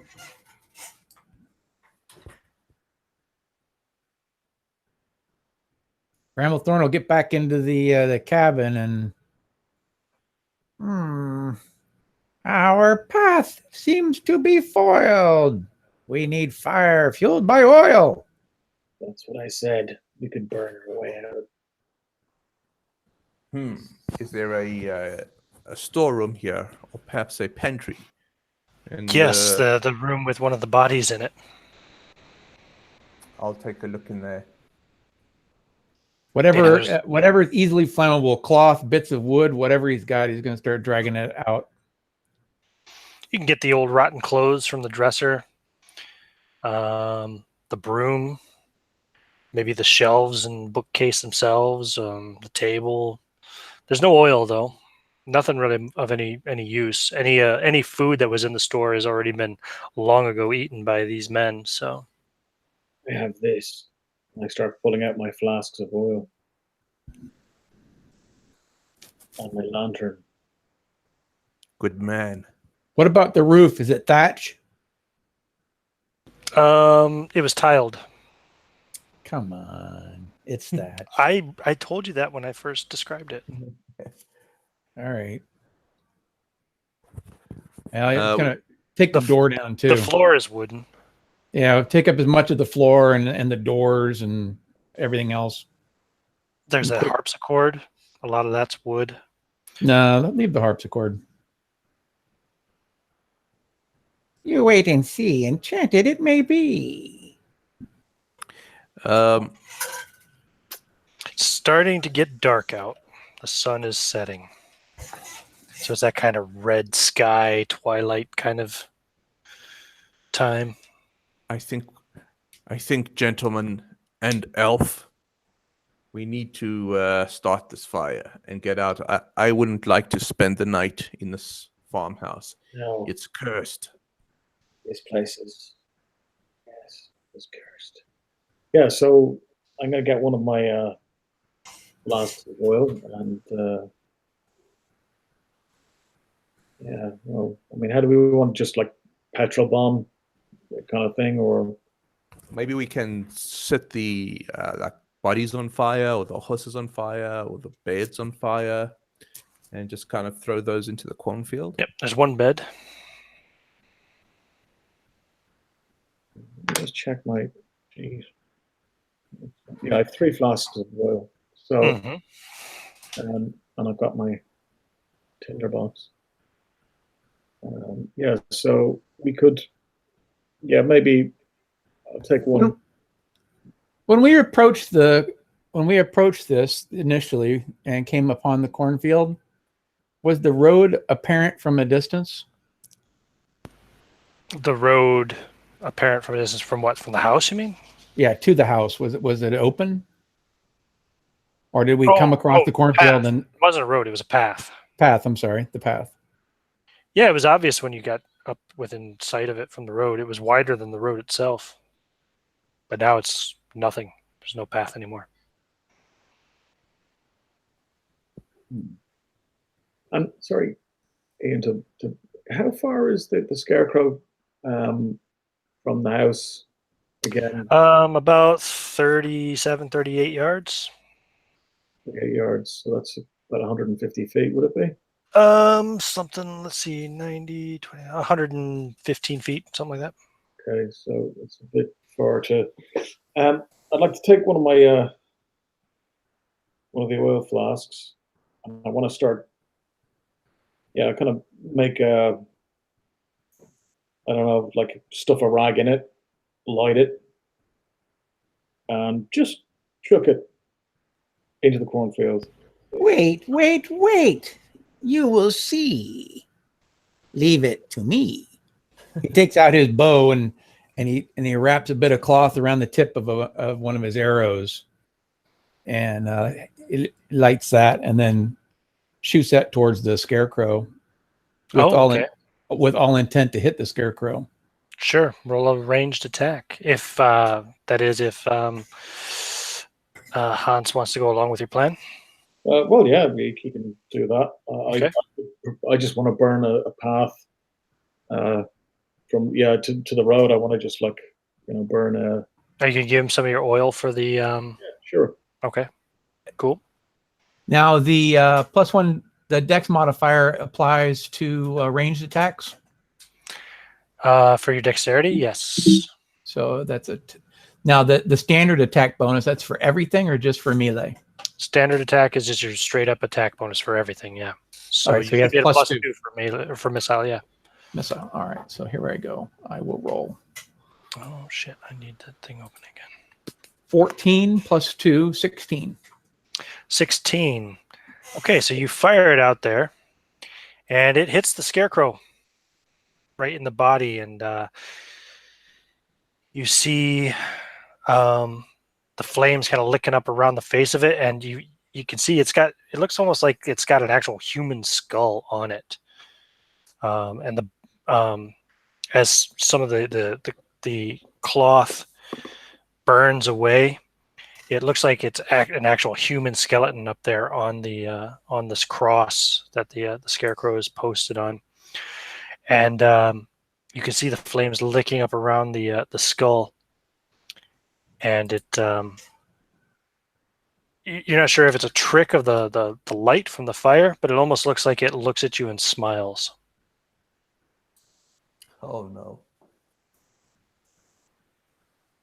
Hmm.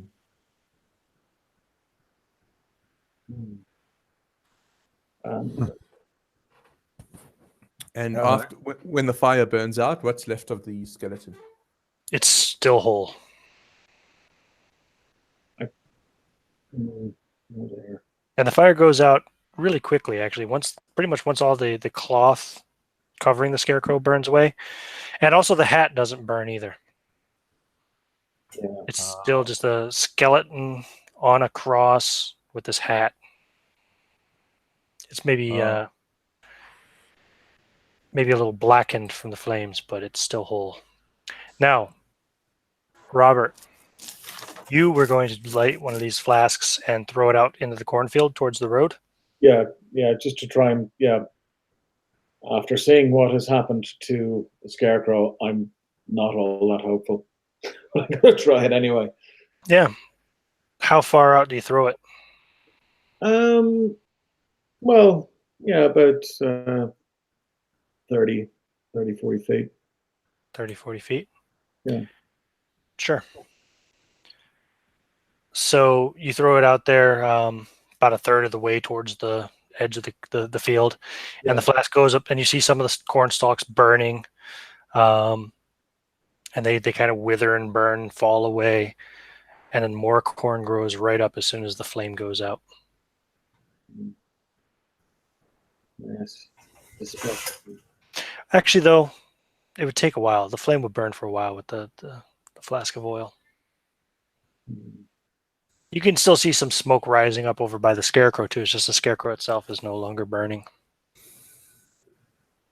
I had a feeling this would be too easy. But you've definitely burned, well, it's still burning, but there's definitely a patch there of the corn that's kind of burning still, burnt away. It remains burned, is it? Yeah, I mean, the flame's still going. Yeah. With the oil, it'll probably burn for a little while. Could I just go in and make a kind of a bit of a torch? I don't actually have any torches, so I just want to make one with a bit of oil and just kind of like a rag and a I don't know, a table leg or something. Sure. Set it with my tinderbox, and I just want to touch it off some of the corn. Like go up and does the corn recede, or does it do anything when I kind of approach it? When you walk up to, so you're holding a torch, you're walking up to the edge of the field, and you hold the torch out. Yeah. The corn burns away and shrivels down, and you pull the torch back, and a new stalk grows right in its place, like within seconds. Curses. Okay, I'm gonna move back. I want to check out the water pump. What kind of water comes out when I start pumping? Blood. So yeah, you start trying to pump some of the water out. You draw a really thick, foul-smelling water. Witchcraft. Okay.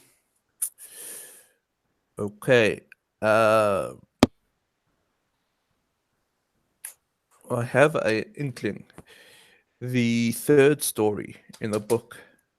What color is the hat on the skeleton's head? What's black?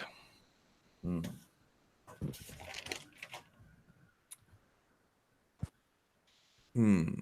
Bramblethorn, where are you, you little shit? Bramblethorn. He was making his way back to the house. Can you knock an arrow and hit that hat off of the Scarecrow? In a short time it will pass, but in the meantime, kiss my ass. And he goes into the house. Damn fool. What if we burned this as if it was something? We burned the book of the Scarecrows and destroyed it. So, something to think about. But, something strange. While they mumble over that stuff in the house, you said there was a harpsichord in perfect condition, Yes, indeed. but there was nothing else in the house that was in perfect condition? No, it was definitely very. I mean, there was that beautiful rapier, but no. And there was a music box? Yeah. There was. What did you do with the music box? Well, Russell had turned it, so Yeah. presumably- Blackie, where did you put the music box? Oh no, I just I wouldn't have taken it with me. I just turned it on whilst Okay. So it's sitting on the table. yeah. And both the music box and the harpsichord look out of place because the rest of it's just a farmhouse, correct? Correct. It's going to take the music box out towards the corn. Okay. Is it like a little turn crank style? Yes. Little key type turn thing, you know.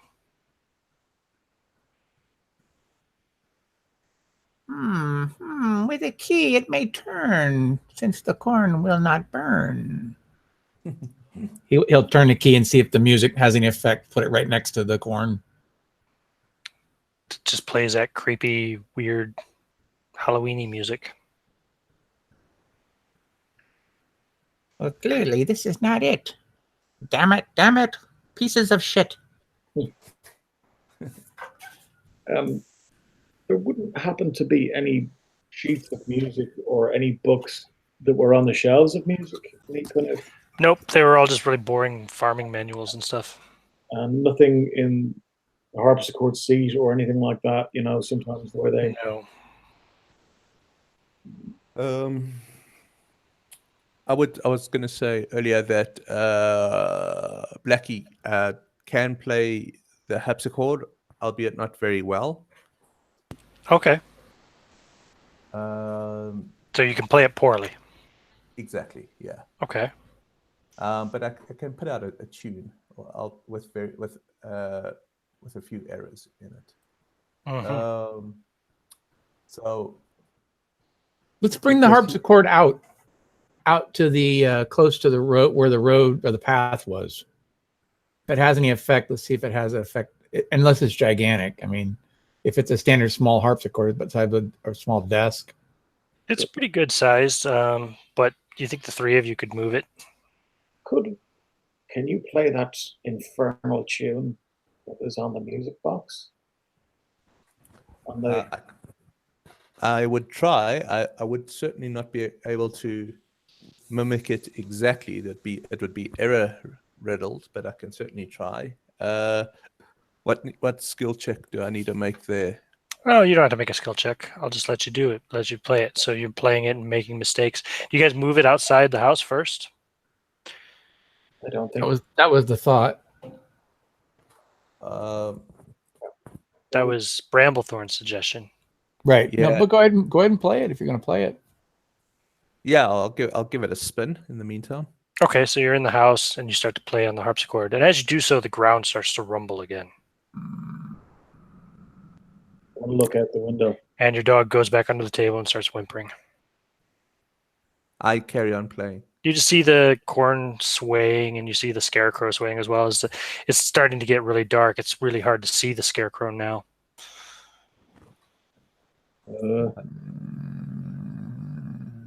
Maybe we should block the door if there is some kind of.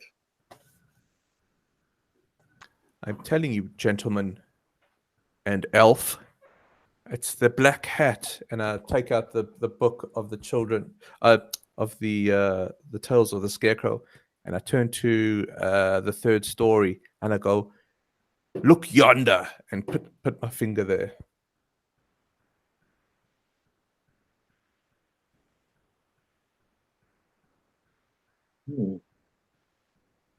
There is a black hat on top of that Scarecrow. It's witchcraft, witchery indeed. And But I think that Scarecrow is this infernal girl. farmer's daughter. Then, well, can we? For now, if it's getting dark, I'd like to block the door. Okay, you're all back in the house. Unless anyone doesn't want to. You can move that big table over in front of the door. Yeah. Whatever counts out. So, Is that okay with the rest of you? Any opposed? What I may suggest is before it goes completely dark, we throw the other two bodies into the corn just to kind of air out the place. yeah, that sounds good. Yeah. Okay. The funk. So Yeah. what we can do is when we carry the one body, the one that's rank, instead of carrying the body, we kind of just lift the sheets that it's lying on, so we don't have to touch the body. Mm-hmm. And then we just kind of carry the body out using the sheets and just kind of throw the body into the corn. Okay, so you guys do that with the sheet. I assume it's Blackie and Hans doing this. So you get them wrapped up in the sheet, and you kind of heave ho out into the cornfield. Yeah. And it hits the cornfield, and the ground starts to rumble again, and two tentacles come up out, wrap around it, and pull it down into the earth with like a bit of an explosion of earth and blood and viscera and rotten flesh goes flying everywhere. And also you see a bunch of coins go flying out of this body, and a beautiful ruby you catch a glimpse of momentarily fly off into the cornfield as well as the body explodes as it's pulled into the earth. How did I miss that? Curses. It came from inside the body. Oh, that's how I missed it. Yeah. Okay. Oh. And I think we should do that with the second body as well. Perhaps we should not be so hasty. And get him out, and then kind of like rapier open just to see if there's anything inside. Yeah. Okay, you gut him, cut open his stomach. Yeah. No, there's nothing inside of his stomach. You with see, is there anything else? No, you got his ring and you got his music box. That's all he had. What's the status of the moon? The moon is nearly full. What do you call that? It's waxing. Waxing full. Okay. And it's dark out now. Bramblethorn will go out and cast a spell. Okay. You step outside. What spell are you casting? Is this one of the spells you have prepared for the day? Yes. He'll go out there and start doing his little dance underneath the sign of the moon. The voyagers beneath the Marimbrium. Ooh. Indeed. Let's see here. Let me find it here. Thrash of reed limbs, those who do. Calling the voyagers beneath the Marimbrium, dancing around, oh lucky Jim. So this spell. Okay. Gives the caster the means to telepathically contact a particular alien object embedded within the moon's surface. which will rotate the moon so that the mare embryum, where the object is buried, directly faces the caster and projects a larger image of the moon towards the caster so that it fills much of the night sky, even through clouds. So it's no longer dark, number one. Mm-hmm. Yep. It's much, much brighter now. And the moon looks much larger in the sky as you see him doing this dance and chanting this incantation. And you see the moon rotate even in the sky.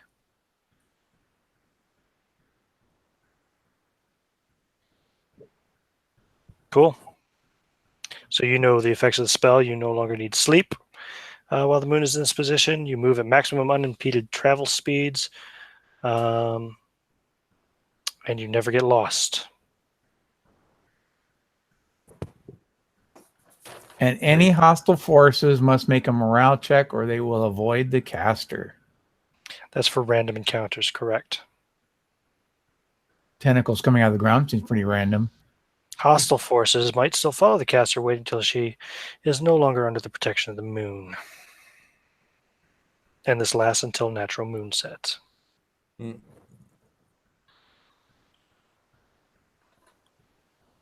Well, if it's all the same to you, gentlemen, I don't fancy staying out here at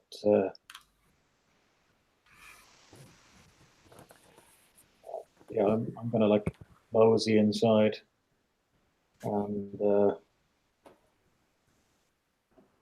we've checked this place pretty much from top to bottom. Would that be fair? Yeah, that would be fair. Oh, did you guys throw the other body out then afterwards? Yeah. Same thing would have happened then when you threw it out into the things. The ground would shake, the tentacles would come up and grab it and pull it down into the earth. And I'd also just play the harpsichord once more to see if it has the same effect.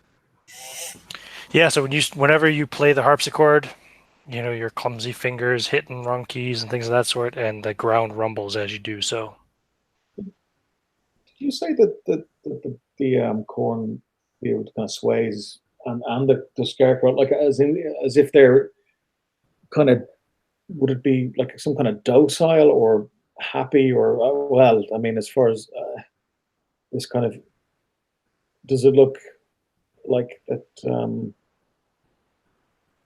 it could somehow calm the beast, so to speak? Playing the music? Yeah. If anything, it seems to be disturbing it. Right. Considering whenever he plays it, the ground shakes more. Oh, okay. Is there any kind of music sheets around? I mean, like the chair that I'm sitting on sometimes opens up and there's music kept inside those chairs. Or is there any kind of music anywhere around? No music.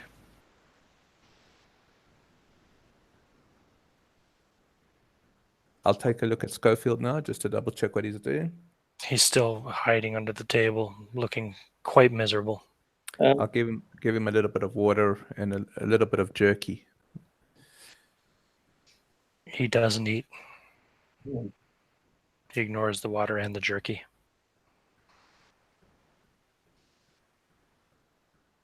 Well,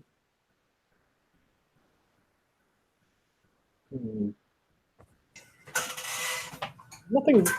Well, now that it's quite light outside, can we check the horses? Or I mean, well, can I check the horses? Sure, you can. Assuming it's light enough to actually and give a perfunctory glance around at the building, you know. Mm-hmm. Yeah, the horses are dead and rotten. Yeah.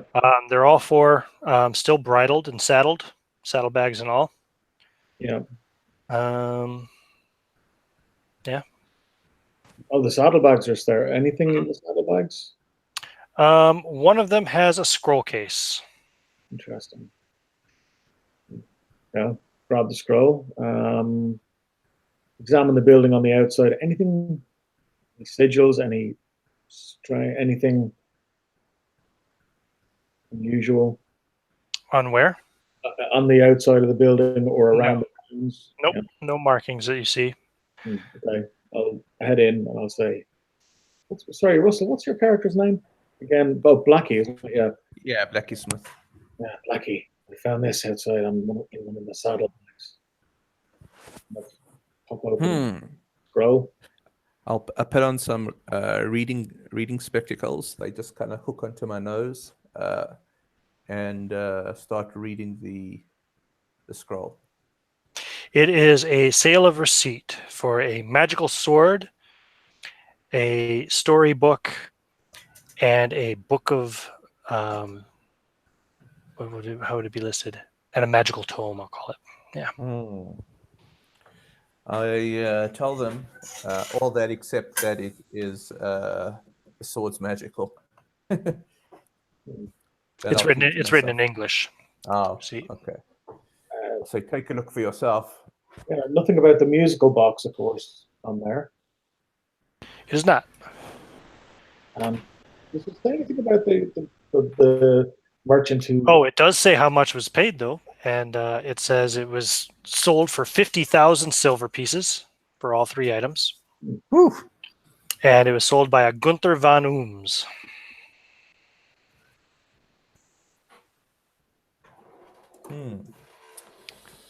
At Gunther's Oddities in Norwich.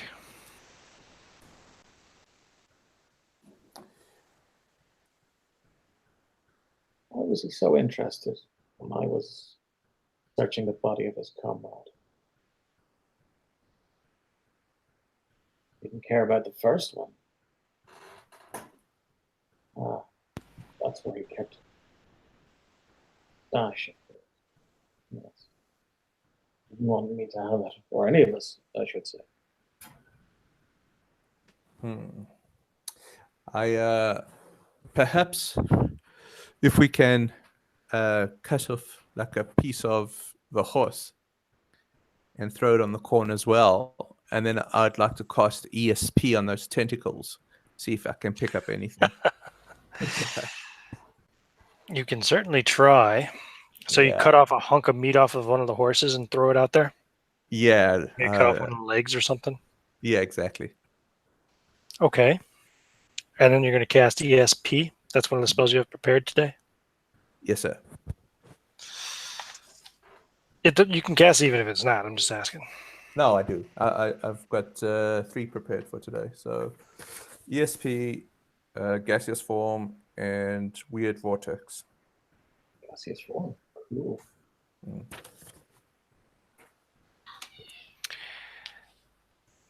You get okay. Right.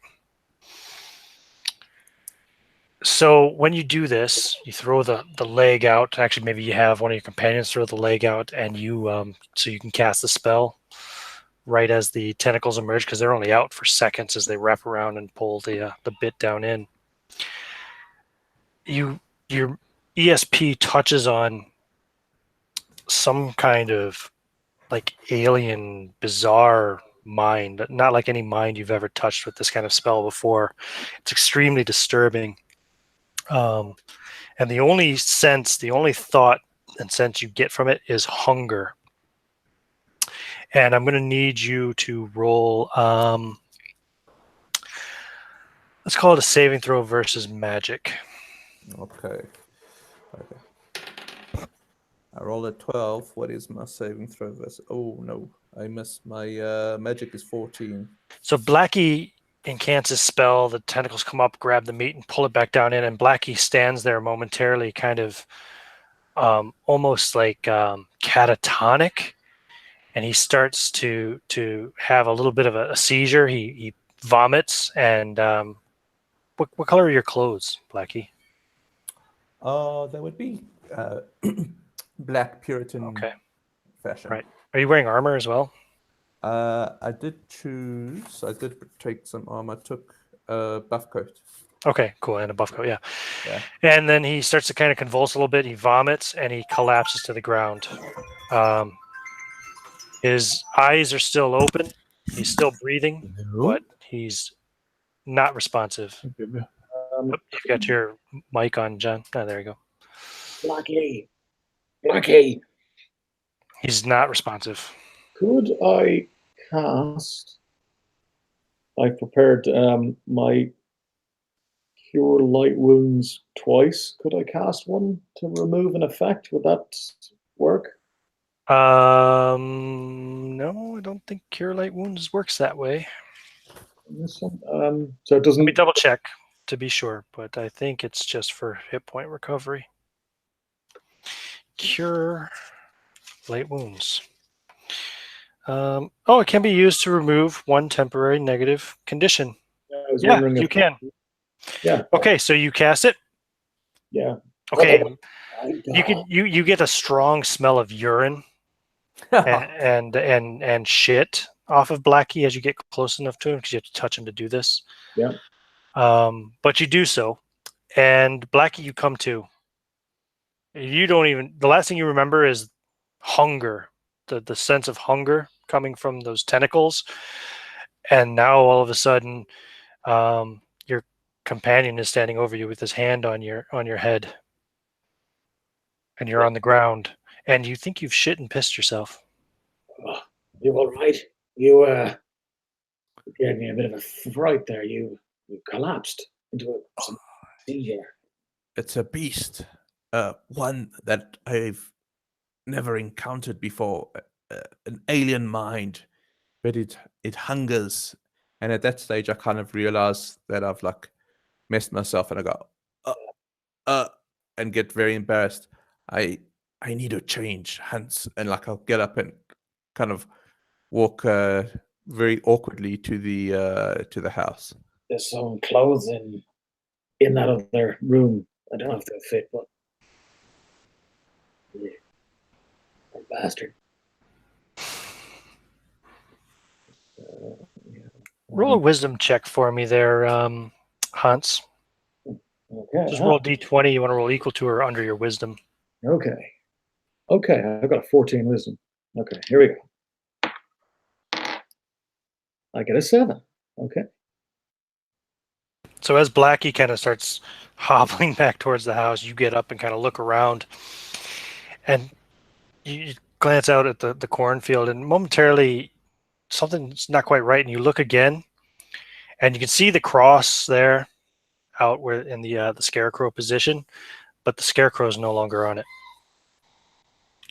What? And like stick my head to the window. Ah, Blackie, get in here. Now you're outside. You guys went outside to throw the horse leg out to the cornfield. Get in here, all of you. That Scarecrow is gone. I go, give me a moment, man. I've messed myself. Well, you might mess yourself again if you see this dancing Scarecrow coming for you. It's gone, I tell you. It's no longer on its cross. What you rambling about, man? And I kind of awkwardly walk back towards Hans. Look, it's gone. Oh my. Let us get inside the house. Let's get in the house and barricade it. Where's that elf? Brundlefly, come here. Last you heard, he told you to go fuck yourself and he went back in the house, remember? Oh, yeah, cool. Yeah. Yeah, we'll just we'll barricade the door with the heavy table. Let's get inside. I need a change. I smell like shit. Well, better to smell like shit than be dead. As you can see, I have been sitting here waiting for thee. Play the harpsichord, but be simple. Well, our friendly Scarecrow seems to have disappeared. And if I didn't know any better, I'd say that it's heading our way.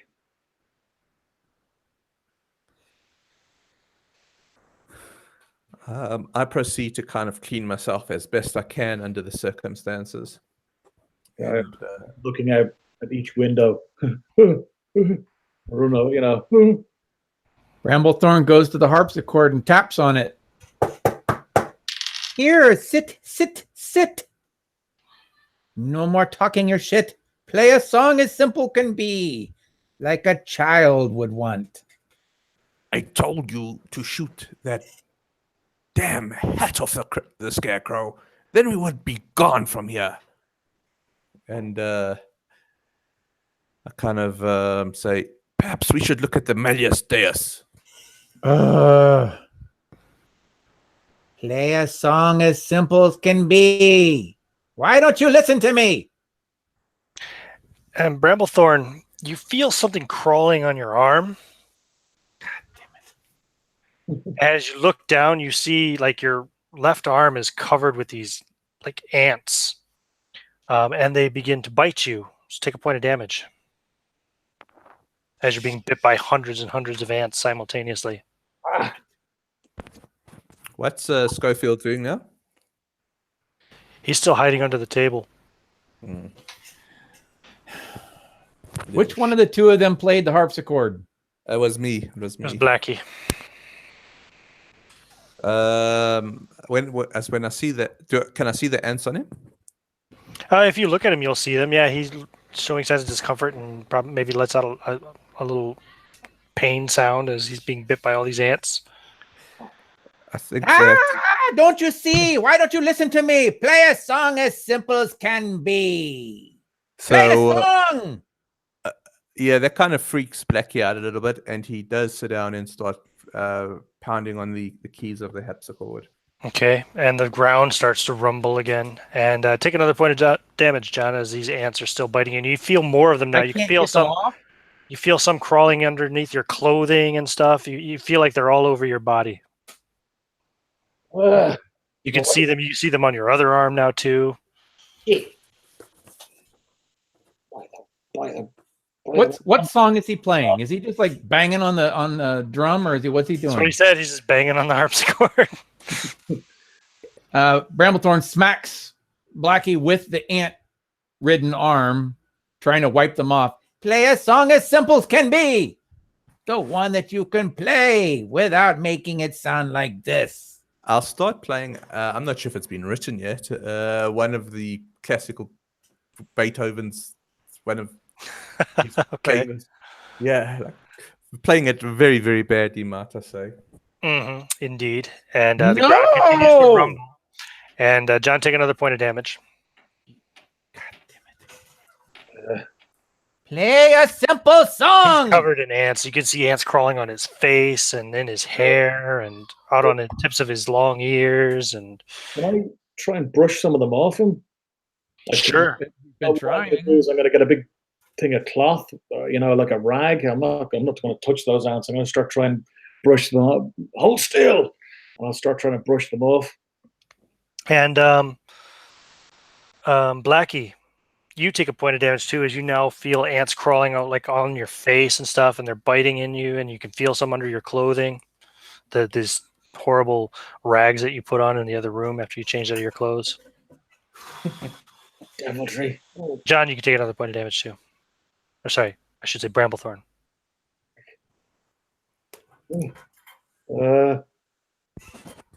And now the dog whelps out in pain, and he starts running around almost in circles, and he seems quite distraught and disturbed. Oh, Schofield! I rush up to Schofield and start like brushing him off with my hands. And as you do so, more of these things start crawling on you out of his fur, and you see he's covered in them. They're all over him, and he's whimpering and he's bleeding in spots. And you guys that are being bit also have like little tiny little blood bits, like little pustules of blood on your exposed skin. Have I been bitten yet? You have not yet. I'm staying away. Well, gotta go. I'll try and. Are you still holding that cloth? No, I'm gonna drop that. You see ants crawling on the cloth when you do. I rush forward to Bramblethorn and say, "Give me the Malleus Deus." He gives him the book. Okay, you each take another point of damage. God damn it. Is there any? I know that. Is there any kind of water I could like maybe take my water skin and like pour it over the guys? Try and get, I don't know, wash some of that crap off them. There's probably not enough water in a water skin to completely bathe one man. Okay. Not even a small elf. What about the pump outside? No. Yeah, there is a pump outside. Is there a pail outside? Yeah, sure. Why not? Actually, I'll say there's a pail inside here. Okay. But I did test that pump. It wasn't pumping. The... Instead of a jug, like I said earlier, that the guy had that was on its side, I'll say it's a pail. That makes more sense. Okay, but of course I can't really go out any. Well, I want to look at the windows and see if I can see Mr. You see corn, and you see a big, bright lit sky with a huge moon in it. Blackie, listen to me. Play a song as simple as can be. You guys take another point of learn. damage from the ants. God damn it! Your dog Okay. is now like rolling around on the ground, like as if he were on fire. Like just whelping, screaming in pain. Can I try and play the harpsichord? Bing, bong, bong. Sure, the ground begins to shake. Okay, I'll start paging through the Melius Deus. Okay, what are you looking for? There's I just 18 spells in here. It's quite thick. I want to just see if there, first of all, if there's an index with regards to the spells. No. Wishful thinking. Go to the last one. Go to the last one. All of you take another point of damage, and suddenly Schofield stops making sound and stops moving. Oh, you bastard. Okay. Schofield! He twitches a little bit, and then he stops. What's the last spell? He flips to it. What's the last spell? The last spell, let us see. I'm going to roll some dice. The last spell in the book is called Necromantical Screams. That sounds wonderful. Yeah. What I would do at this point, Ian, is actually cast gaseous form. Yeah, that's what I would have done. Yeah. Okay. Ooh. Cast gaseous form. You had that prepared, or you're taking damage though. So roll a saving throw versus magic, because there's a chance that you will miscast. Man, it looks like I have. I Roll- failed that thing. So. Roll a d12 for me, please. Oh, and get a 12 there. A 12. Microscopic organisms floating in the air are engorged with strange energies, growing large enough to be seen and emitting glowing hues. They pass through all matter freely and devour all perishables, food, oil, torches, ammunition, gunpowder, any item individually accounted for and expended in a character's inventory, money and other valuables accepted. So your money and valuables are good, your weapons and armor are good, but all of your torches, all of your oil, all of your rations, all of your food and drink, etc., all of your ammunition, arrows, gunshot, powder are destroyed by these organisms. Whoops. Okay. What is the 12th spell? And then the organisms disappear. The 12th spell is let's see here. Well, that's going to be 82. The 12th spell is called Maze. Maze. Maze. M-A-Z-E, not M-A-I-Z-E.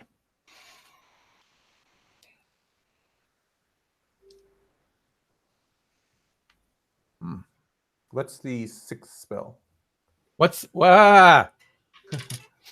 Blackie comes and takes the book what's- away from you. all right? Bramblethorn punches him in the nuts. Okay, What's roll it? to What's Roll to required to cast a spell that's not one of your own? You have to read it and cast it. He's going to read it and cast it. Maze. The He's sixth going to spell walk outside casting it. was Gust of Wind, and then Bramblethorn punches you in the nuts.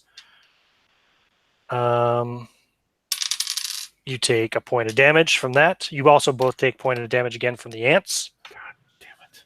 And Bramblethorn takes the book and walks outside and starts to try to cast from it.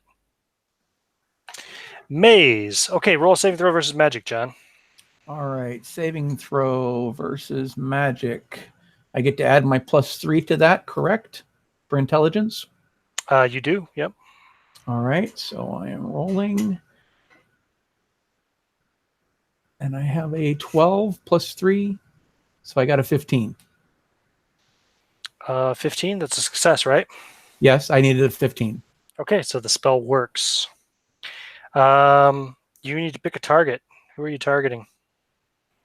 The corn. Okay. The spell goes off and nothing happens. Fuck. Um,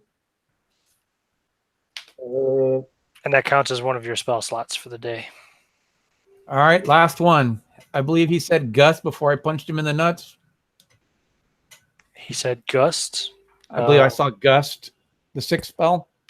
Oh, right. Gust of wind. Gust of Wind. I never I'm finished. casting Gust of Wind. Okay, roll a saving throw versus magic. Stand by. 15 +3, 18. Oh, yeah. Okay, so the spell works. Gust of wind. Spell summons forth a powerful blast of air, forceful enough to blow out unprotected flames. The wind is strong enough to hurl a small flying creature backwards by 1d6 times 10, and will hold medium-sized creatures back from moving. So wind starts to blow out in a 30-foot range around you. He's going to run through the corn with it. Okay, you run out into the corn. Towards, I guess, fuck that Scarecrow. He's going to run right at wherever the Scarecrow was. Okay, running out towards where you saw the Scarecrow previously. Okay, as you run into the cornfield. What are you doing inside the house, by the way? Hans? well, Hans is now going to. Are you still banging on the harpsichord? Still playing notes? Doesn't seem to be doing anything. I'm going to stop. Okay. That was a stupid idea. So I'm going to. Yeah, I'm going to try and light a kind of a fire. Sorry, a kind of a wood. Is there any wood left?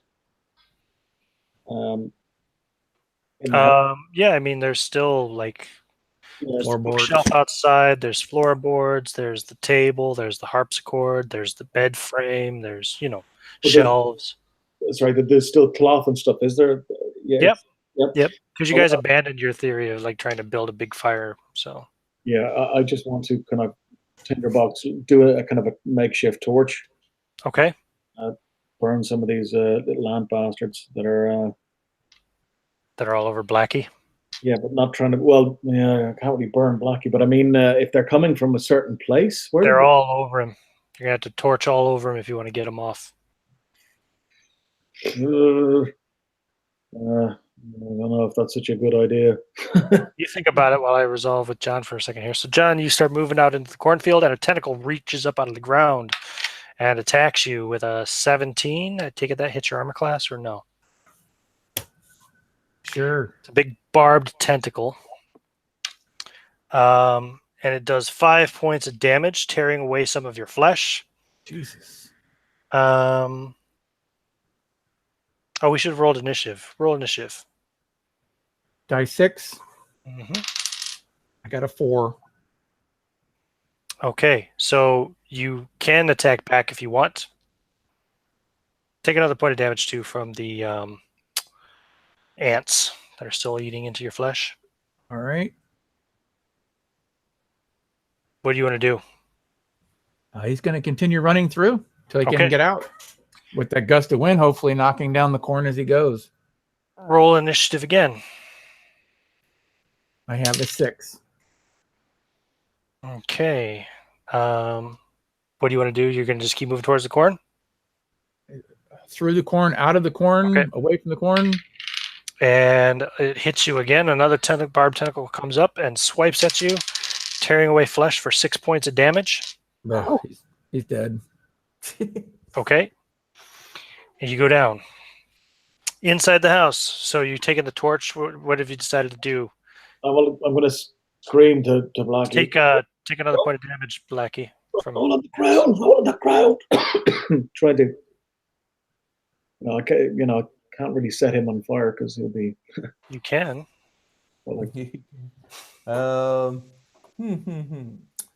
Would you like to be set on fire, or would you like to try and roll on the ground?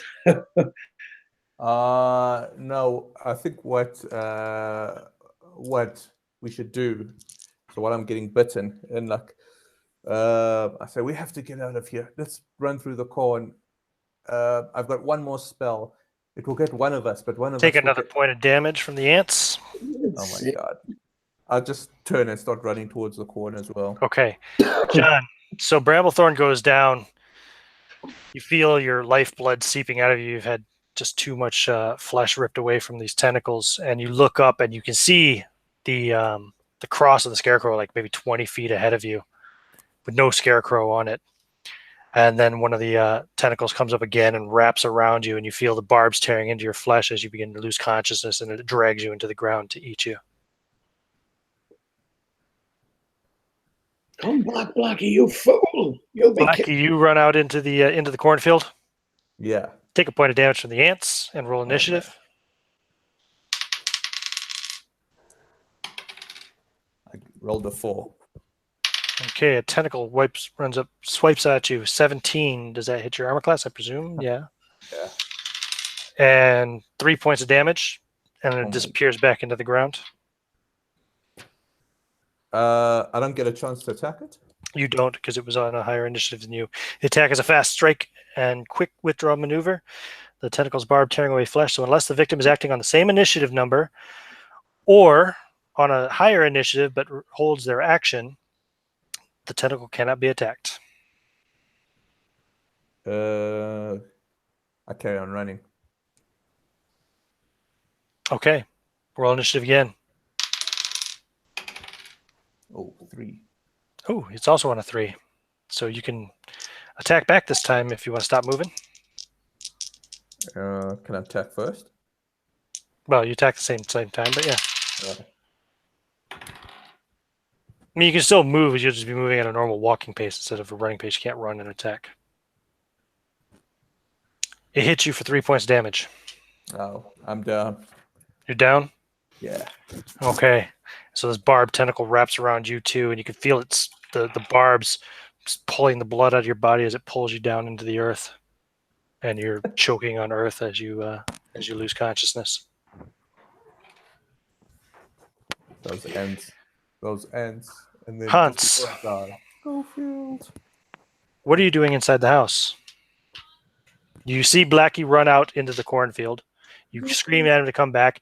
You hear the ground rumbling. You see a tentacle come up, and you see his blood flying, and then it's silent. The ground stops rumbling, and all you can hear now is the sounds of the crickets out in the fields. Lots and lots of crickets. Roll wisdom.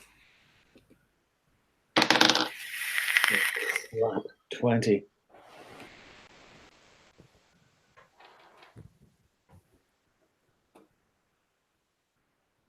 Yeah, I rolled a 20 for me. Yep. Okay. No problem.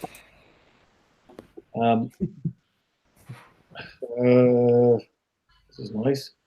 I think I'm going to start. I'm going to go out and make a bit of a bonfire. You're going to start breaking up a bunch of wood. Yeah. Inside the house. Yeah, outside the house. What's your plan? How are you making this bonfire? Where are you getting the wood? Did we take some wood out? Is it outside the house? No, the only thing that was taken outside of the house was the bookshelf, which is leaning up against the side of the house in case Bramblethorn wanted to run back up to the roof. Yeah. Okay. I'm gonna. Okay. Well. Yeah. All right. Okay. You had the rapier too, didn't you, Blackie? Mm-hmm. Yeah. Yeah. Okay. And the Malleus Deus?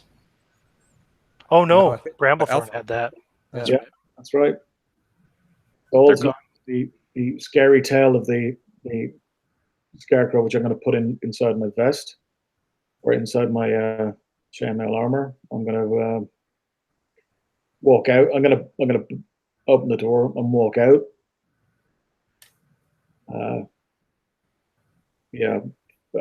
Torch in hand, and I'm going to anything around. Basically, is there a 7 Roll a foot? wisdom. 7.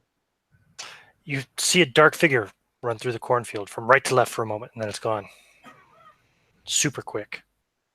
Okay. Could have been Blackie. Yeah. I'd like to. Yeah. So I'm going to put the torch down for a moment, and I'm going to drag the bookshelf, the wooden bookshelf out, and a few other bits. I'm going to start piling up a bonfire, but I'm going to keep my eyes open in case there's any friendly neighborhood scarecrows that are about to jump out at me. My pistols are useless, so they're just in their holsters. I've just got my rapier. Right. And so you're starting to break up this bookshelf? Yeah. Okay. Roll initiative. D6 plus or minus your dex modifier. I got a 4, and I don't think I have a dex modifier. No. Oh, yeah, 4. Okay. So you will see it coming. You see movement again out of the corner of your eye, and you look over, and you see a 7-foot tall skeletal scarecrow with a black hat coming out of the cornfield and moving towards you. But you have initiative. Okay, I want to pick up the torch. Okay. Come on, you foul piece of Do you want to make an attack as it comes at you? Yeah, I'm gonna shove the torch in its against its clothing. Possible. It doesn't have any clothing, just the black hat. Yeah, I'll. The clothing was all burnt off earlier. Yeah, I think I'll. No, we didn't burn the hat. Okay, I'm gonna try and baseball bat the hat off its head. Nice. Roll to hit. Melee attack. 9. Bummer. Oh, you swing, but it's really quick and it dodges to the side, and then it comes at you. A big skeletal claw-like hand comes at you. I think I missed as well, though. That's going to be a 12. Okay. What's your armor class? Oh, sorry. Yeah, it's going to miss you. You got chainmail. Yeah. So it scrapes across your chainmail, maybe tearing a little bit of the cloth from your kind of jacket or whatever that is that you wear over it. Again, I'm gonna swing. Come on, you. Roll initiative again. Oh yeah. Oh, I got a 6. Okay, you're first. Go for it. Oh, I got a 2. Oh, you swing in again. It's just like it's almost like it stutters out of place for a moment. And it takes another swing at you. That's a 16. Is that going to hit? Well, I'm armor class 16, so Yeah. Does 8 points of damage. How How many hit points did you have? Well, I have 16 because. Okay, it tears one of your arms off. You can pick which one. You bastard! You will pay me for the 100 I got. Oh, good cheer! As blood starts to fly down my. Yeah. I'm just going to. I'm going to try and hit the bastard again. Okay, so what's that? Was your left arm? Are you right-handed? Yeah. So it tore your left arm off, and you see it take that arm and take it up and hold it over to its own shoulder, and the arm fuses to the body, and the skeletal arm just falls away. Utter bastard. Roll initiative. God. 3. All right, it goes first this time. Wait till he hits you in the groin. Oh, shit. It's going to hit you for 7 points of damage. Oh, my God. Okay, I have a whopping 1 left. Okay. This time it tears off your other arm I'll headbutt him. That's fine. and puts it over again. And now it has your 2 arms attached to its body, the 2 skeletal arms lying on the ground below it. Rolled hit. Nothing. Well, Headbutting, biting. I think I'll cast a Cure Light Wounds. You can't cast without arms. Yeah, of course. Yeah. Well, It's a touch spell too, I think. yeah, well, I will. Technically speaking, yeah, you can't cast if you don't have 1 free hand and the ability to speak. For the 100-eyed god, and I run towards with my head and jump and headbutt this thing's. Roll your attack. Oh, would you believe a 7 again? Oh wow. Roll initiative. Oh, I got a 1. Oh, fuck. I got a 1 as well. We go simultaneously. Oh, we're just gonna Go ahead and roll your attack. Yeah, there we go. Wow, I got a 23. Oh, I got an 18. So Okay, roll damage. So this is a headbutt. yeah, trying to I'll knock. call it a D2 No. damage. Is it D4? Is it? To the D2. hat. 1d2. Here we go. Die, creature, with this horrendous attack. I get a 2, so I get a 1 point. Okay. So you headbutt it in the face, and it reaches up with your 2 arms and grabs your head and rips your head off of your body. I did 5 points of damage. And then it takes the hat off in one hand and puts your head on and transfixes it to its body, its skull falling to the ground, and puts the hat back on and begins to take the rest of your body apart so that it can clothe itself in your flesh. Bastard. And that's going to be the end of Tales of the Scarecrow. Oh, amazing. Thanks for playing, guys. I'll stop Right. the broadcast, but I'll hang out if you guys want to talk a little after. So Yeah, cool. Wow.